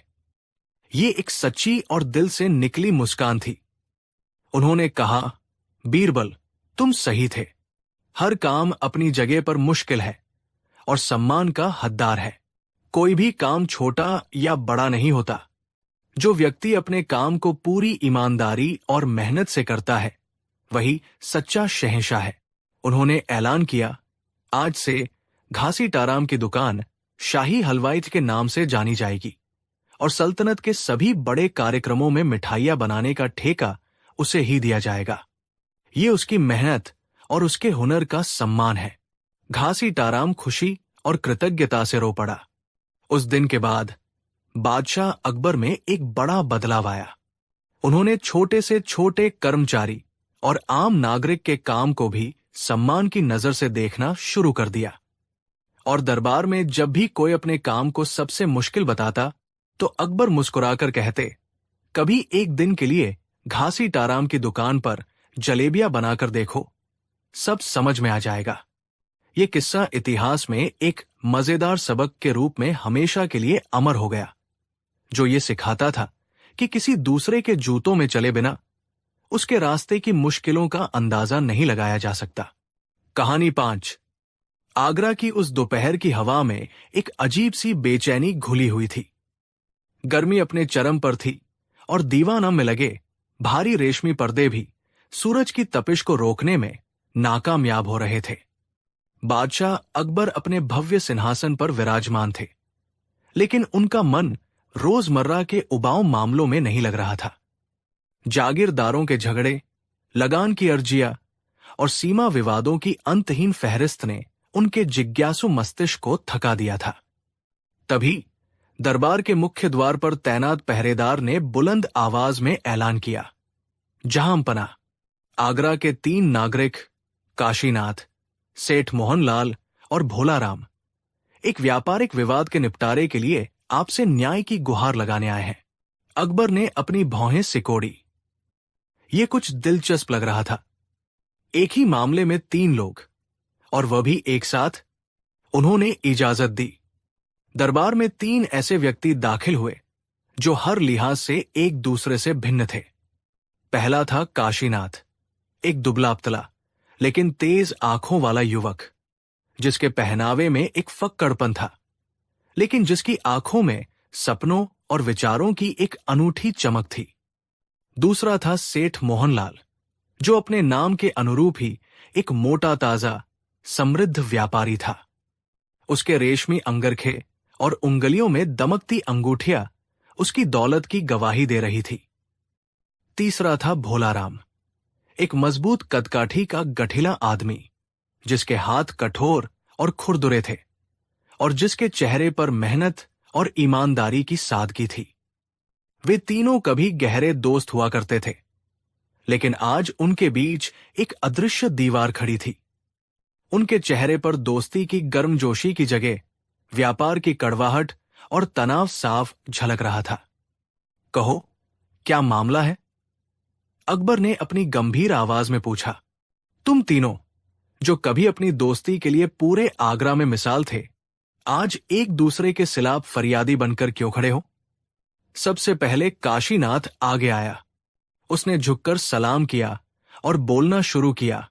अन्नदाता, हम तीनों बचपन के दोस्त हैं, लेकिन आज हमारे बीच हमारे जीवन की सबसे बड़ी सफलता ही हमारी सबसे बड़ी दुश्मन बन गई है।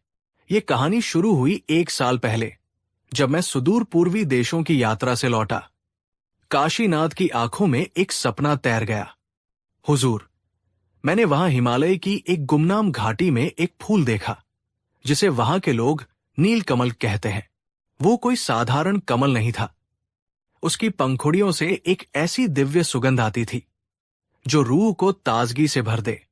मैंने वहां के स्थानीय लोगों से उस फूल से इत्र बनाने की गुप्त विधि सीखी। मुझे यकीन था कि अगर हम इस इत्र को आगरा के बाजार में ले आएं, तो ये सोने के भाव बिकेगा। ये एक ऐसा विचार था जो हमें रातों रात अमीर बना सकता था। उसने एक गहरी सांस ली। पर हुजूर, मेरे पास सिर्फ विचार था, पैसा नहीं था। तब मैंने अपने दोस्त सेठ मोहनलाल से बात की। वो एक स्थापित व्यापारी है, उसके पास पूंजी की कोई कमी नहीं। अब सेठ मोहनलाल ने बात को आगे बढ़ाया। जी जहांपनाह, काशी ने जब ये विचार मुझे बताया तो मुझे इसमें दम लगा, लेकिन ये एक बहुत बड़ा जुआ था। उन फूलों को उगाने के लिए 50 तरह की जमीन, पानी और देखभाल की जरूरत थी। फिर उस इत्र को बनाने की प्रक्रिया भी बहुत महंगी थी। मैंने अपनी सारी जमा पूंजी दांव पर लगा दी। मैंने जमीन खरीदी, कारीगरों को काम पर रखा और सारे साजो सामान का इंतजाम किया। अगर यह व्यापार डूब जाता तो मैं सड़क पर आ जाता। मैंने अपनी पूंजी लगाकर इस विचार को एक हकीकत में बदलने का जोखिम उठाया। अकबर ने सिर हिलाया और तीसरे दोस्त भोलाराम की ओर देखा। भोलाराम ने अपने खुरदुरे हाथों को जोड़ते हुए सादगी से कहा, मालिक, मेरे पास न तो काशी जैसा अनोखा विचार था और न ही मोहन लाल जैसा पैसा। मेरे पास तो बस मेरे ये 2 हाथ और मेहनत करने का जज्बा था। जब जमीन खरीदी गई तो मैंने दिन रात एक करके उसे खेती के लायक बनाया। मैंने उन नीलकमलों को अपने बच्चों की तरह पाला। धूप, बारिश, तूफान, हर मौसम में मैं खेतों में डटा रहा। मैंने कारीगरों के साथ मिलकर इत्र निकालने का काम अपनी देखरेख में करवाया। मेरी मेहनत का पसीना जब उस जमीन पर गिरा, तब जाकर उन फूलों में खुशबू आई। अकबर अब तक पूरी कहानी समझ चुके थे। तो फिर विवाद क्या है? तुम्हारा व्यापार तो सफल हो गया, जैसा कि तुम्हारे वस्त्रों और हाव भाव से लग रहा है। यही तो विवाद की जड़ है। जहांपनाह तीनों एक साथ बोल पड़े। काशीनाथ ने कहा, हुजूर, हमारा नीलकमल इत्र उम्मीद से कहीं ज्यादा सफल हुआ। उसे खरीदने के लिए बड़े बड़े अमीर और नवाब लाइन में लगे हैं। 1 साल में ही हमने इतनी दौलत कमा ली है जितनी हमारी 7 पुश्तें भी नहीं कमा सकती थी। अब जब मुनाफे के बंटवारे का समय आया है तो हम तीनों में सहमति नहीं बन पा रही है। मैं कहता हूं कि सबसे बड़ा हिस्सा मेरा होना चाहिए, काशीनाथ ने दृढ़ता से कहा, क्योंकि ये विचार मेरा था। अगर मैं नीलकमल का रहस्य लेकर नहीं आता तो ये व्यापार कभी अस्तित्व में ही नहीं आता। विचार ही किसी भी उद्यम की आत्मा होता है। इसलिए मुनाफे का 50% हिस्सा मेरा होना चाहिए और बाकी 50% इन दोनों में बंटना चाहिए। सेठ मोहन लाल तुरंत भड़क गया। ये सरासर नाइंसाफी है। विचार तो हवा में होते हैं, उन्हें हकीकत में बदलने के लिए पूंजी लगती है। अगर मैं अपना पैसा नहीं लगाता तो तुम्हारा विचार सिर्फ एक सपना बनकर रह जाता। मैंने सबसे बड़ा जोखिम उठाया, इसलिए सबसे बड़ा हिस्सा भी मेरा होना चाहिए। 50% मुनाफा मुझे मिलना चाहिए। अब तक चुप खड़ा भोलाराम भी बोल पड़ा। उसकी आवाज में एक दबा हुआ गुस्सा था। और मेरी मेहनत का क्या? विचार और पूंजी दोनों बेकार है अगर कोई श्रम करने वाला न हो। मैंने अपनी हड्डियां गलाकर इस व्यापार को खड़ा किया है। क्या मेरे पसीने की कोई कीमत नहीं? जब तुम दोनों अपने अपने घरों में आराम कर रहे थे, तब मैं खेतों में कीड़े मकोड़ों के बीच काम कर रहा था। इसलिए न्याय तो ये कहता है कि हम तीनों में मुनाफा बराबर बराबर बंटना चाहिए। दरबार में एक गहरा सन्नाटा छा गया। ये एक अभूतपूर्व मामला था।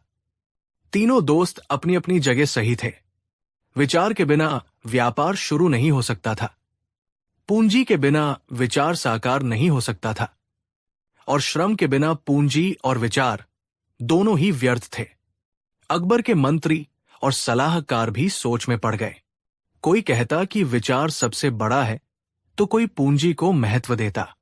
कुछ लोग श्रम की दुहाई दे रहे थे। ये एक ऐसा कांटा था जिसे निकालना आसान नहीं था। बादशाह अकबर को एहसास हुआ कि ये न्याय सिर्फ तराजू से नहीं, बल्कि बुद्धि और जीवन के गहरे अनुभव से ही हो सकता है।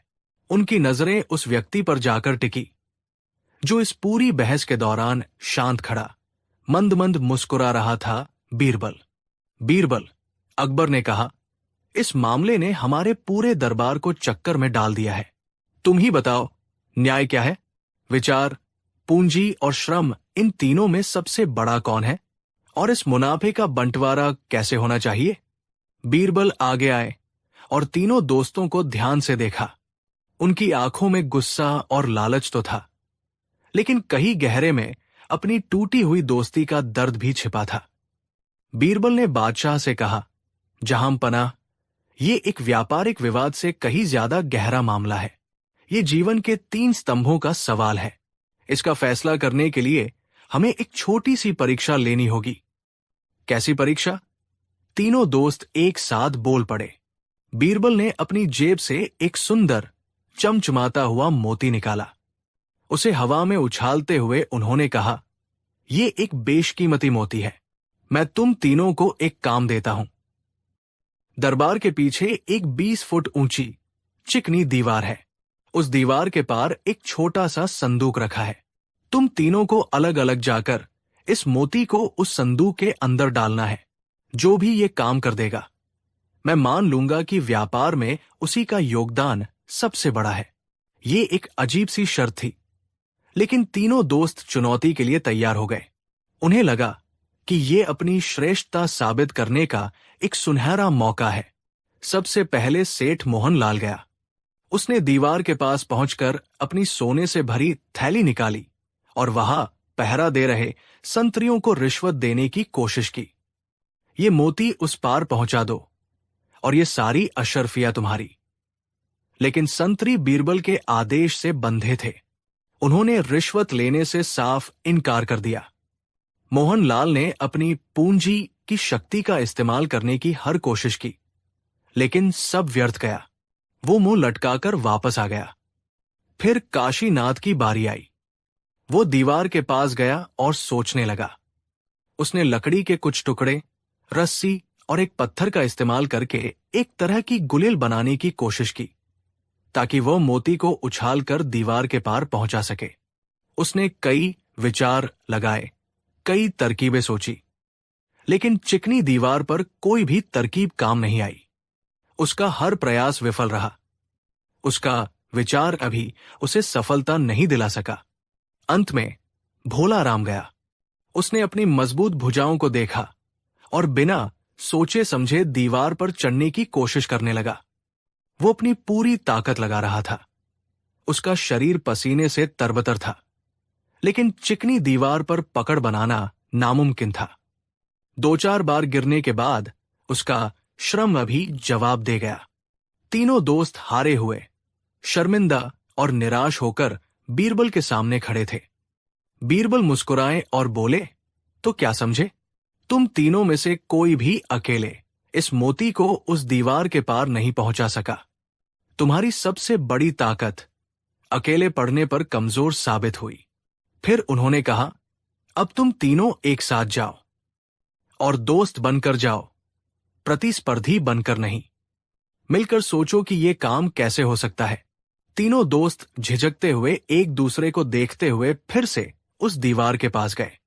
इस बार उनमें अहंकार नहीं, बल्कि विफलता की एक साझा भावना थी।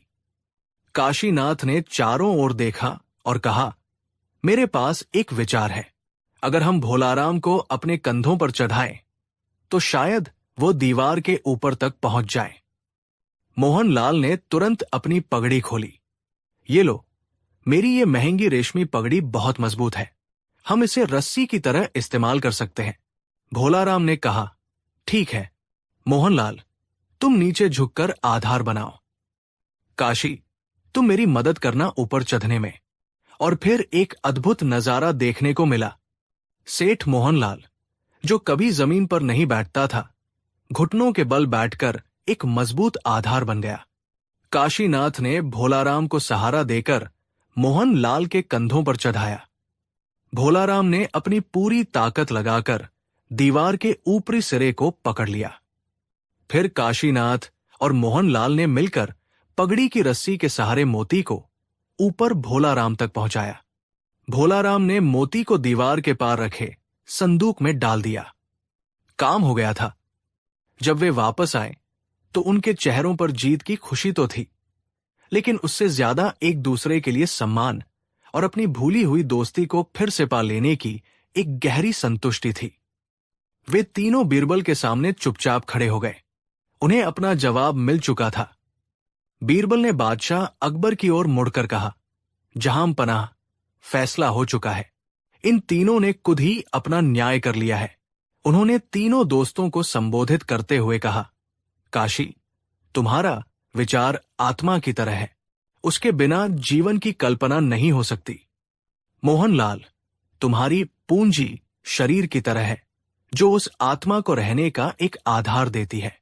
और भोलाराम, तुम्हारा श्रम सांसों की तरह है, जो आत्मा और शरीर को जोड़कर उसे जीवंत और क्रियाशील बनाता है। बीरबल ने एक गहरा सवाल पूछा, अब तुम ही बताओ, जिंदा रहने के लिए आत्मा शरीर और सांस में से किसे छोड़ा जा सकता है? ये एक ऐसा सवाल था जिसका कोई जवाब नहीं था। तीनों ने एक साथ सिर झुका लिया। बीरबल ने अपना अंतिम फैसला सुनाया। जब जीवन के लिए तीनों ही बराबर के जरूरी हैं, तो तुम्हारे इस व्यापार के जीवन के लिए भी तीनों का योगदान बराबर है। इसलिए न्याय यह कहता है कि मुनाफा तुम तीनों में बराबर बराबर बंटेगा। उन्होंने आगे कहा, और याद रखो, तुमने जो सबसे कीमती चीज कमाई है वो ये सोना चांदी नहीं, बल्कि एक दूसरे का विश्वास और ये दोस्ती है। इस व्यापार ने तुम्हारी दोस्ती को तोड़ने की कोशिश की, लेकिन आज इसने तुम्हारी दोस्ती को पहले से भी ज्यादा मजबूत बना दिया है। जाओ और मिलकर काम करो, क्योंकि तुम्हारी असली ताकत तुम्हारे अलग अलग होने में नहीं, बल्कि तुम्हारे एक होने में है। तीनों दोस्तों की आंखों में आंसू थे। उन्होंने एक दूसरे को गले लगा लिया। उनका सारा मनमुटाव, सारा लालच धुल चुका था। उन्हें एहसास हो गया था कि वे कितने मूर्ख थे जो सोने के चंद सिक्कों के लिए अपनी दोस्ती जैसा अनमोल हीरा तोड़ने चले थे। बादशाह अकबर अपनी जगह से खड़े हो गए। उनका चेहरा बीरबल के लिए प्रशंसा और गर्व से दमक रहा था। उन्होंने कहा, वाह बीरबल, ये सिर्फ एक व्यापारिक विवाद का फैसला नहीं है, ये जीवन का एक महान सबक है। तुमने न सिर्फ एक व्यापार को बचाया, बल्कि 3 दोस्तों को टूटने से भी बचा लिया। तुम्हारा न्याय अमर रहेगा। उस दिन के बाद काशीनाथ, मोहनलाल और भोलाराम ने मिलकर अपने व्यापार को नई ऊंचाइयों पर पहुंचाया, और उनकी कहानी आगरा में हमेशा के लिए एक मिसाल बन गई। एक ऐसी मिसाल जो ये सिखाती थी कि किसी भी सफल उद्यम की नींव विचार, पूंजी और श्रम के बराबर सम्मान पर टिकी होती है। कहानी 6। एक दिन दरबार सामान्य रूप ही चल रहा था। छोटे मोटे झगड़ों के निपटारे हो रहे थे, लगान और कर से जुड़ी अर्जियां सुनी जा रही थी। तभी मुख्य द्वार पर खड़े पहरेदार ने बुलंद आवाज में घोषणा की, जहांपना, सल्तनत के 3 माने हुए व्यापारी सेठ हरिराम, माणिकचंद और घनश्यामदास आपसे एक जरूरी मामले में न्याय की गुहार लगाने आए हैं। अकबर ने अपनी भौहें सिकोड़ी। ये तीनों नाम आगरा के व्यापार जगत में किसी परिचय के मोहताज नहीं थे। हरिराम मसालों और कीमती वस्त्रों के सबसे पुराने और प्रतिष्ठित व्यापारी थे, जिनकी साख पीढ़ियों से चली आ रही थी। माणिकचंद हीरों और जवाहरात के पारखी थे, जिनकी अमीरी और शानो शौकत के चर्चे दूर दूर तक थे। और घनश्यामदास, जो जमीन और अनाज के वायदा कारोबार के बेताज बादशाह माने जाते थे, अपनी श्रूडनेस, धूर्तता और दूरदर्शिता के लिए प्रसिद्ध थे। अकबर ने इजाजत दी। तीनों व्यापारी अदब से झुककर बादशाह के सामने पेश हुए। उनके पहनावे से ही उनके व्यक्तित्व का अंदाजा लगाया जा सकता था। हरिराम ने सादे पर कीमती सूती वस्त्र पहने थे, जिनमें विनम्रता और समृद्धि का मेल था। माणिकचंद रेशमी अंगरखे और उंगलियों में दमकती अंगूठियों के साथ अपनी दौलत का खुला प्रदर्शन कर रहे थे। वही घनश्यामदास के वस्त्र साधारण थे, पर उनकी आंखों में एक ऐसी चमक थी जो किसी भी खजाने से ज्यादा कीमती लग रही थी, बुद्धि और गणना की चमक। कहो, क्या मामला है? अकबर ने अपनी गंभीर आवाज में पूछा। तुम तीनों एक साथ और एक फरियाद लेकर? यह तो कोई बहुत ही पेचीदा मसला जान पड़ता है। सबसे आगे आकर सेठ हरिराम ने बोलना शुरू किया। अन्नदाता, हम तीनों दोस्त भी हैं और व्यापार में प्रतिस्पर्धी भी। कुछ महीने पहले हमें एक बहुत ही दुर्लभ वस्तु के बारे में पता चला। एक ऐसी चीज जो किंवदंतियों में सुनी जाती है, पर जिसे देखने का सौभाग्य किसी को नहीं मिला। दरबार में मौजूद सभी लोगों के कान खड़े हो गए। बीरबल की आंखों में भी एक विशेष चमक आ गई। हरिराम ने आगे कहा, जहांपनाह, हमें पता चला कि हिमालय की किसी गुप्त घाटी में एक सिद्ध साधु रहते हैं, जिनके पास स्वर्णकमल का एक बीज है। कहते हैं कि ये बीज साधारण भूमि में नहीं उगता, बल्कि इसे जिसके भी भाग्य में बोया जाता है, उसके जीवन में ज्ञान, समृद्धि और शांति का ऐसा कमल खिलता है जो कभी नहीं मुरझाता। उसकी आने वाली 7 पीढ़ियां भी उस कमल की सुगंध से धन्य हो जाती है। अकबर की आंखों में कौतूहल और बढ़ गया। फिर क्या हुआ? तुम लोग उस साधु तक पहुंच गए? मानिकचंद ने अब बात को आगे बढ़ाया। जी जहांपना, हम तीनों ने मिलकर ये कठिन यात्रा की। महीनों की खोज के बाद हम उस तपस्वी तक पहुंचने में कामयाब हुए। हमने उन्हें उस बीज के बदले अपना सर्वस्व देने का प्रस्ताव रखा। सोना, चांदी, हीरे, जवाहरात, जो वो मांगते हम देने को तैयार थे। घनश्यामदास ने अपनी तीक्ष्ण आवाज में कहा, पर आलमपना, वो साधु माया से परे थे। उन्होंने हमारी दौलत को देखकर केवल मुस्कुरा दिया और कहा कि ये बीज बिकाऊ नहीं है, ये केवल एक उपहार के रूप में दिया जा सकता है, और वो भी उसे जो इसकी असली कीमत समझता हो। तो फिर सौदेबाजी कैसी? अकबर ने पूछा। उनकी उलझन बध रही थी। हरीराम ने एक गहरी सांस ली और कहा, यही तो सारा पेंच है जहांपना। साधु ने हम तीनों की परीक्षा लेने का फैसला किया। उन्होंने कहा कि ये बीज उस व्यापारी को मिलेगा जो ये साबित कर सके कि उसकी संपत्ति का सबसे बड़ा हिस्सा अदृश्य है। अदृश्य संपत्ति? अकबर ने दोहराया। दरबार में कानाफूसी का शोर गूंज उठा। ये कैसी शर्त थी? दौलत तो वही होती है जो दिखती है, सोना, जमीन, महल, हीरे। ये अदृश्य संपत्ति क्या भला है? जी हुजूर, हरिराम ने कहा। साधु ने हमें 1 महीने का समय दिया और कहा कि हम अपने राज्य के सबसे बुद्धिमान व्यक्ति के पास जाकर इसका फैसला करवाएं। और आगरा में आपसे और आपके नवरत्न बिरबल से बड़ा ज्ञानी और कौन हो सकता है? हम तीनों ने मिलकर ये तय किया है कि आप जिसे भी इस बीज का हकदार मानेंगे, हम उसे स्वीकार कर लेंगे। ये हमारा आपसी सौदा है जिस पर आपका न्याय अंतिम मुहर लगाएगा। अकबर मुस्कुराए। ये मामला उनकी पसंद का था। एक ऐसी पहेली जिसमें बुद्धि, तर्क और जीवन के गहरे ज्ञान की जरूरत थी। उन्होंने बीरबल की ओर देखा, जो शांत भाव से सब कुछ सुन रहे थे। बहुत खूब, हमें ये चुनौती स्वीकार है, अकबर ने घोषणा की। दरबार कल फिर जुड़ेगा और तुम तीनों एक एक करके अपना पक्ष रखोगे। हमें यह देखना है कि किसकी अदृश्य संपत्ति सबसे ज्यादा मूल्यवान है। अगले दिन दरबार की रौनक देखने लायक थी। यह खबर पूरे शहर में फैल चुकी थी और आम लोग भी इस अनोखे मुकदमे का नतीजा जानने के लिए उत्सुक थे। अकबर ने मानिकचंद को अपना पक्ष रखने का आदेश दिया। मानिकचंद पूरे आत्मविश्वास के साथ आगे आए। उन्होंने अपनी उंगली में पहनी एक विशाल हीरे की अंगूठी की चमक दिखाते हुए कहा, जहांपना, मेरे पास देश विदेश से लाए गए अनमोल रत्न और जवाहरात है। आप कहेंगे कि ये तो दृश्य संपत्ति है, लेकिन मेरी असली और सबसे बड़ी संपत्ति अदृश्य है, और वो है इन रत्नों से जुड़ी प्रतिष्ठा और प्रसिद्धि। उन्होंने अपनी बात को विस्तार देते हुए कहा, जब काबुल का शाहजादा अपनी बेगम के लिए हार खरीदता है तो वो मानिकचंद के पास आता है। जब विजयनगर के राजा को अपने ताज में कोहिनूर जैसा हीरा जड़वाना होता है तो वो मुझे याद करता है।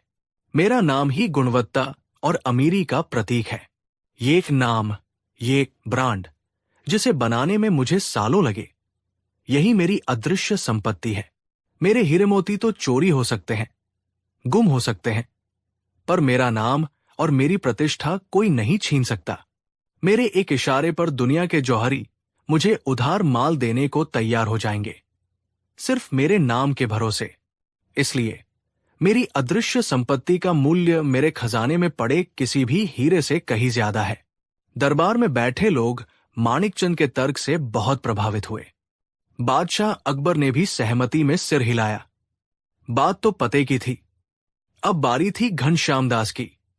वो शांत भाव से आगे बढ़े और बोले, जहांपनाह, मानिकचंद जी की बात में दम है, पर प्रतिष्ठा तो व्यापार का एक हिस्सा मात्र है। मेरी सबसे बड़ी अदृश्य संपत्ति है ज्ञान और भविष्य को देखने की दृष्टि। उन्होंने समझाना शुरू किया, मेरे गोदामों में अनाज भरा है, मेरे पास जमीनों के दस्तावेज है, ये सब दृश्य है, लेकिन मेरी असली दौलत मेरे दिमाग में है। मुझे पता है कि किस मौसम में कौन सी फसल का भाव बढ़ेगा। मुझे अंदाजा है कि अगले 5 सालों में शहर का विस्तार किस दिशा में होगा और कहाँ की जमीन सोना उगलेगी। मैं हवा का रुख देखकर बता सकता हूं कि व्यापार का ऊंट किस करवट बैठेगा। यह ज्ञान, ये विश्लेषण करने की क्षमता और आने वाले कल को पढ़ने की कला ही मेरी सबसे बड़ी पूंजी है। मेरे कागजात जल सकते हैं, मेरे गोदाम लुट सकते हैं, पर मेरे मस्तिष्क में भरा ये ज्ञान कोई नहीं छीन सकता। इसी ज्ञान के बल पर मैं शून्य से भी साम्राज्य खड़ा कर सकता हूं। ये किसी भी प्रतिष्ठा से कहीं अधिक शक्तिशाली और स्थायी है। घनश्याम दास का तर्क और भी गहरा और प्रभावशाली था। अकबर अब सोच में पड़ गए। ज्ञान और दूरदर्शिता वाकई एक बहुत बड़ी अदृश्य संपत्ति थी। दरबार के कई मंत्री भी घनश्याम दास के पक्ष में नजर आ रहे थे। अंत में सेठ हरिराम की बारी आई। वह दोनों व्यापारियों की तरह वाकपटू नहीं थे, पर उनकी आवाज में एक सच्चाई और ईमानदारी थी। उन्होंने हाथ जोड़कर कहा, जहांपनाह, प्रतिष्ठा और ज्ञान दोनों ही बहुत कीमती है। मेरे पास न तो माणिकचंद जैसी विश्वव्यापी प्रसिद्धि है और न ही घनश्याम दास जैसा भविष्य पढ़ने का ज्ञान।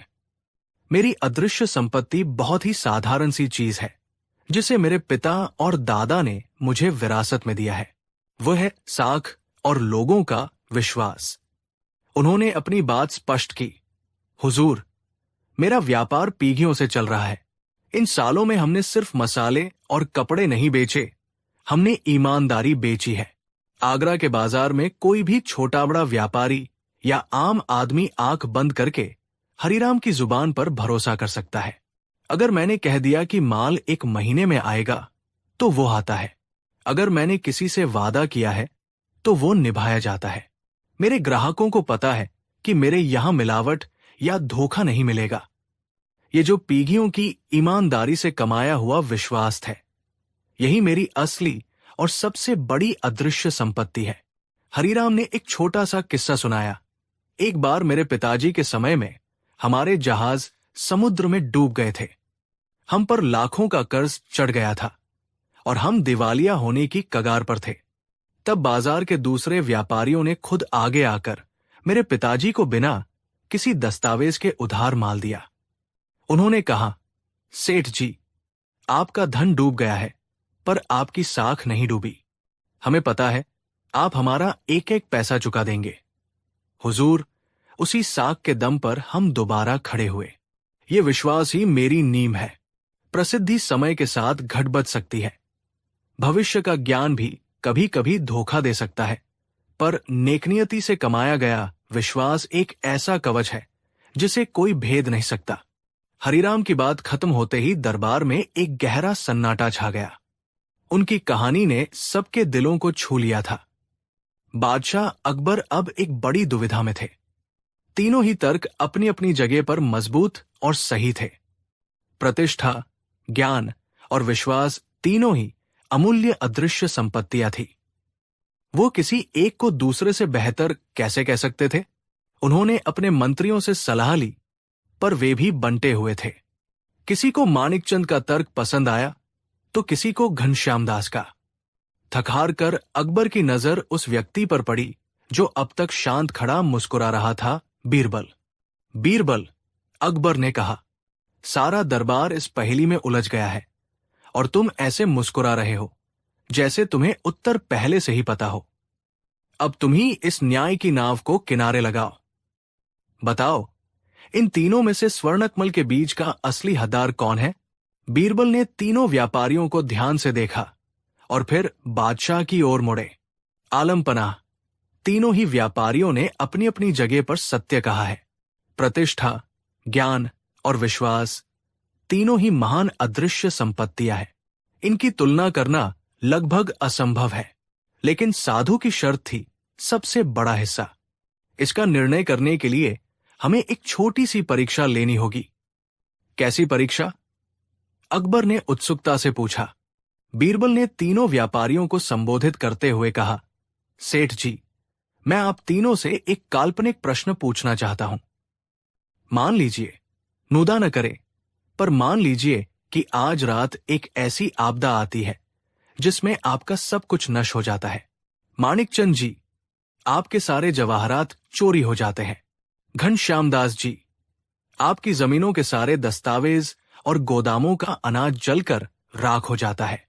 और हरिराम जी, आपके जहाज डूब जाते हैं और सारी दुकानें लुट जाती हैं। कल सुबह जब आप तीनों उठेंगे तो आपके पास फूटी कौड़ी भी नहीं होगी। अब मेरा प्रश्न यह है कि ऐसी स्थिति में आप तीनों में से कौन सबसे जल्दी और सबसे आसानी से अपना व्यापार शून्य से फिर खड़ा कर लेगा? बीरबल का यह सवाल एक तीर की तरह था जो सीधा निशाने पर लगा था। तीनों व्यापारी एक पल के लिए सन्न रह गए। माणिकचंद का चेहरा पीला पड़ गया। उन्होंने सोचा, अगर मेरे जवाहरात नहीं रहे तो मेरी प्रतिष्ठा किस काम की? लोग मुझे अमीर और काबिल इसीलिए मानते हैं क्योंकि मेरे पास दुनिया के बेहतरीन रत्न हैं। उनके बिना मेरी प्रसिद्धि भी धीरे धीरे धूमिल हो जाएगी। मुझे दोबारा शुरू करने में सालों लग जाएंगे। घनश्यामदास ने मन में गणना की, मेरा ज्ञान तभी काम का है जब मेरे पास निवेश करने के लिए थोड़ी पूंजी हो। बिना पूंजी के मेरा ज्ञान सिर्फ एक विचार है, व्यापार नहीं। मुझे कर्ज लेने के लिए भी कुछ तो जमानत दिखानी होगी जो मेरे पास नहीं होगी। सिर्फ हरिराम के चेहरे पर शांति और आत्मविश्वास था। उन्होंने विनम्रता से उत्तर दिया, बीरबल जी, अगर मेरा सब कुछ लुट भी गया तो भी मुझे विश्वास है कि मैं कल सुबह बाजार में जाकर खाली हाथ अपना व्यापार फिर से शुरू कर सकता हूं। मुझे किसी पूंजी की जरूरत नहीं पड़ेगी। मेरे साथी व्यापारी मुझे सिर्फ मेरी जुबान के भरोसे उधार माल दे देंगे। मेरे ग्राहक सिर्फ मेरे नाम पर मुझसे सौदा कर लेंगे क्योंकि वे जानते हैं कि हरिराम अगर जिंदा है तो उनकी पाई पाई चुका देगा। मेरी साख ही मेरी सबसे बड़ी पूंजी है जो किसी आपदा में नष्ट नहीं हो सकती। ये उत्तर सुनते ही पूरे दरबार में दूध का दूध और पानी का पानी हो गया। बीरबल मुस्कुराए और बादशाह की ओर देखकर बोले, जहां पनाह, अब फैसला आपके सामने है। प्रतिष्ठा और ज्ञान दोनों को टिके रहने के लिए किसी न किसी दृश्य सहारे की जरूरत पड़ती है। माणिकचंद की प्रतिष्ठा उनके हीरों पर टिकी है और घनश्याम दास का ज्ञान पूंजी पर। लेकिन हरिराम की साख और विश्वास अपने आप में आत्मनिर्भर है। ये एक ऐसी अदृश्य संपत्ति है जो हर परिस्थिति में अपने मालिक का साथ देती है। यही वो संपत्ति है जिसका हिस्सा वास्तव में सबसे बड़ा और सबसे स्थायी है। बादशाह अकबर बीरबल की बुद्धिमत्ता देखकर गदगद हो गए। उन्होंने खड़े होकर तालियां बजाईं। उन्होंने घोषणा की, बीरबल ने सत्य कहा। स्वर्णकमल के बीच के असली हकदार सेठ हरिराम है। उनकी अदृश्य संपत्ति वास्तव में सबसे मूल्यवान है। लेकिन तब एक अप्रत्याशित घटना घटी। सेठ हरिराम आगे बढ़े और उन्होंने हाथ जोड़कर कहा, जहां पनाह, आपका और बीरबल जी का न्याय सिर आंखों पर आज इस दरबार में मुझे एक और बड़ा ज्ञान मिला है। मुझे समझ आया कि व्यापार केवल साख से नहीं चलता। उसे बढ़ाने के लिए माणिकचंद जी जैसी प्रतिष्ठा और घनश्याम दास जी जैसे ज्ञान की भी जरूरत होती है। हम तीनों अकेले अकेले शक्तिशाली हैं, पर साथ मिलकर अजेय हो सकते हैं। उन्होंने माणिकचंद और घनश्याम दास की ओर मुड़कर कहा, भाइयों, ये बीज किसी एक का नहीं, हम तीनों का है। क्यों ना हम इस बीज को मिलकर बोएं? मैं अपनी साख और विश्वास लगाऊंगा। माणिकचंद अपनी प्रतिष्ठा और प्रसिद्धि का इस्तेमाल करेंगे और घनश्याम दास अपने ज्ञान से हमें सही राह दिखाएंगे। हम तीनों मिलकर एक ऐसा व्यापारिक साम्राज्य स्थापित करेंगे जिसकी जड़ें विश्वास पर, दीवारें ज्ञान पर और शिखर प्रतिष्ठा पर टिका होगा। माणिकचंद और घनश्याम दास की आंखों में भी चमक आ गई। उन्होंने भी आज एक बड़ा सबक सीखा था। उन्होंने आगे बढ़कर हरिराम को गले लगा लिया। बादशाह अकबर ये देखकर भावुक हो गए। उन्होंने कहा, वाह, ये तो सौदेबाजी से भी बढ़कर एक साझेदारी हो गई। साधु ने एक बीज दिया था, पर बीरबल की बुद्धिमत्ता और तुम तीनों की समझदारी ने उसे एक पूरे बाग में बदल दिया। जाओ और मिलकर उस स्वर्णकमल को खिलाओ। हमारा आशीर्वाद तुम्हारे साथ है। उस दिन के बाद उन तीनों व्यापारियों ने मिलकर काम किया और वे सल्तनत के सबसे सफल और सम्मानित व्यापारी बने। और अकबर बीरबल के दरबार का वह किस्सा हमेशा के लिए इतिहास में दर्ज हो गया। एक ऐसी कहानी जो बताती थी कि सबसे बड़ी सौदेबाजी वो नहीं जिसमें कोई एक जीतता है, बल्कि वह है जिसमें सब मिलकर कुछ बड़ा हासिल करते हैं। कहानी 7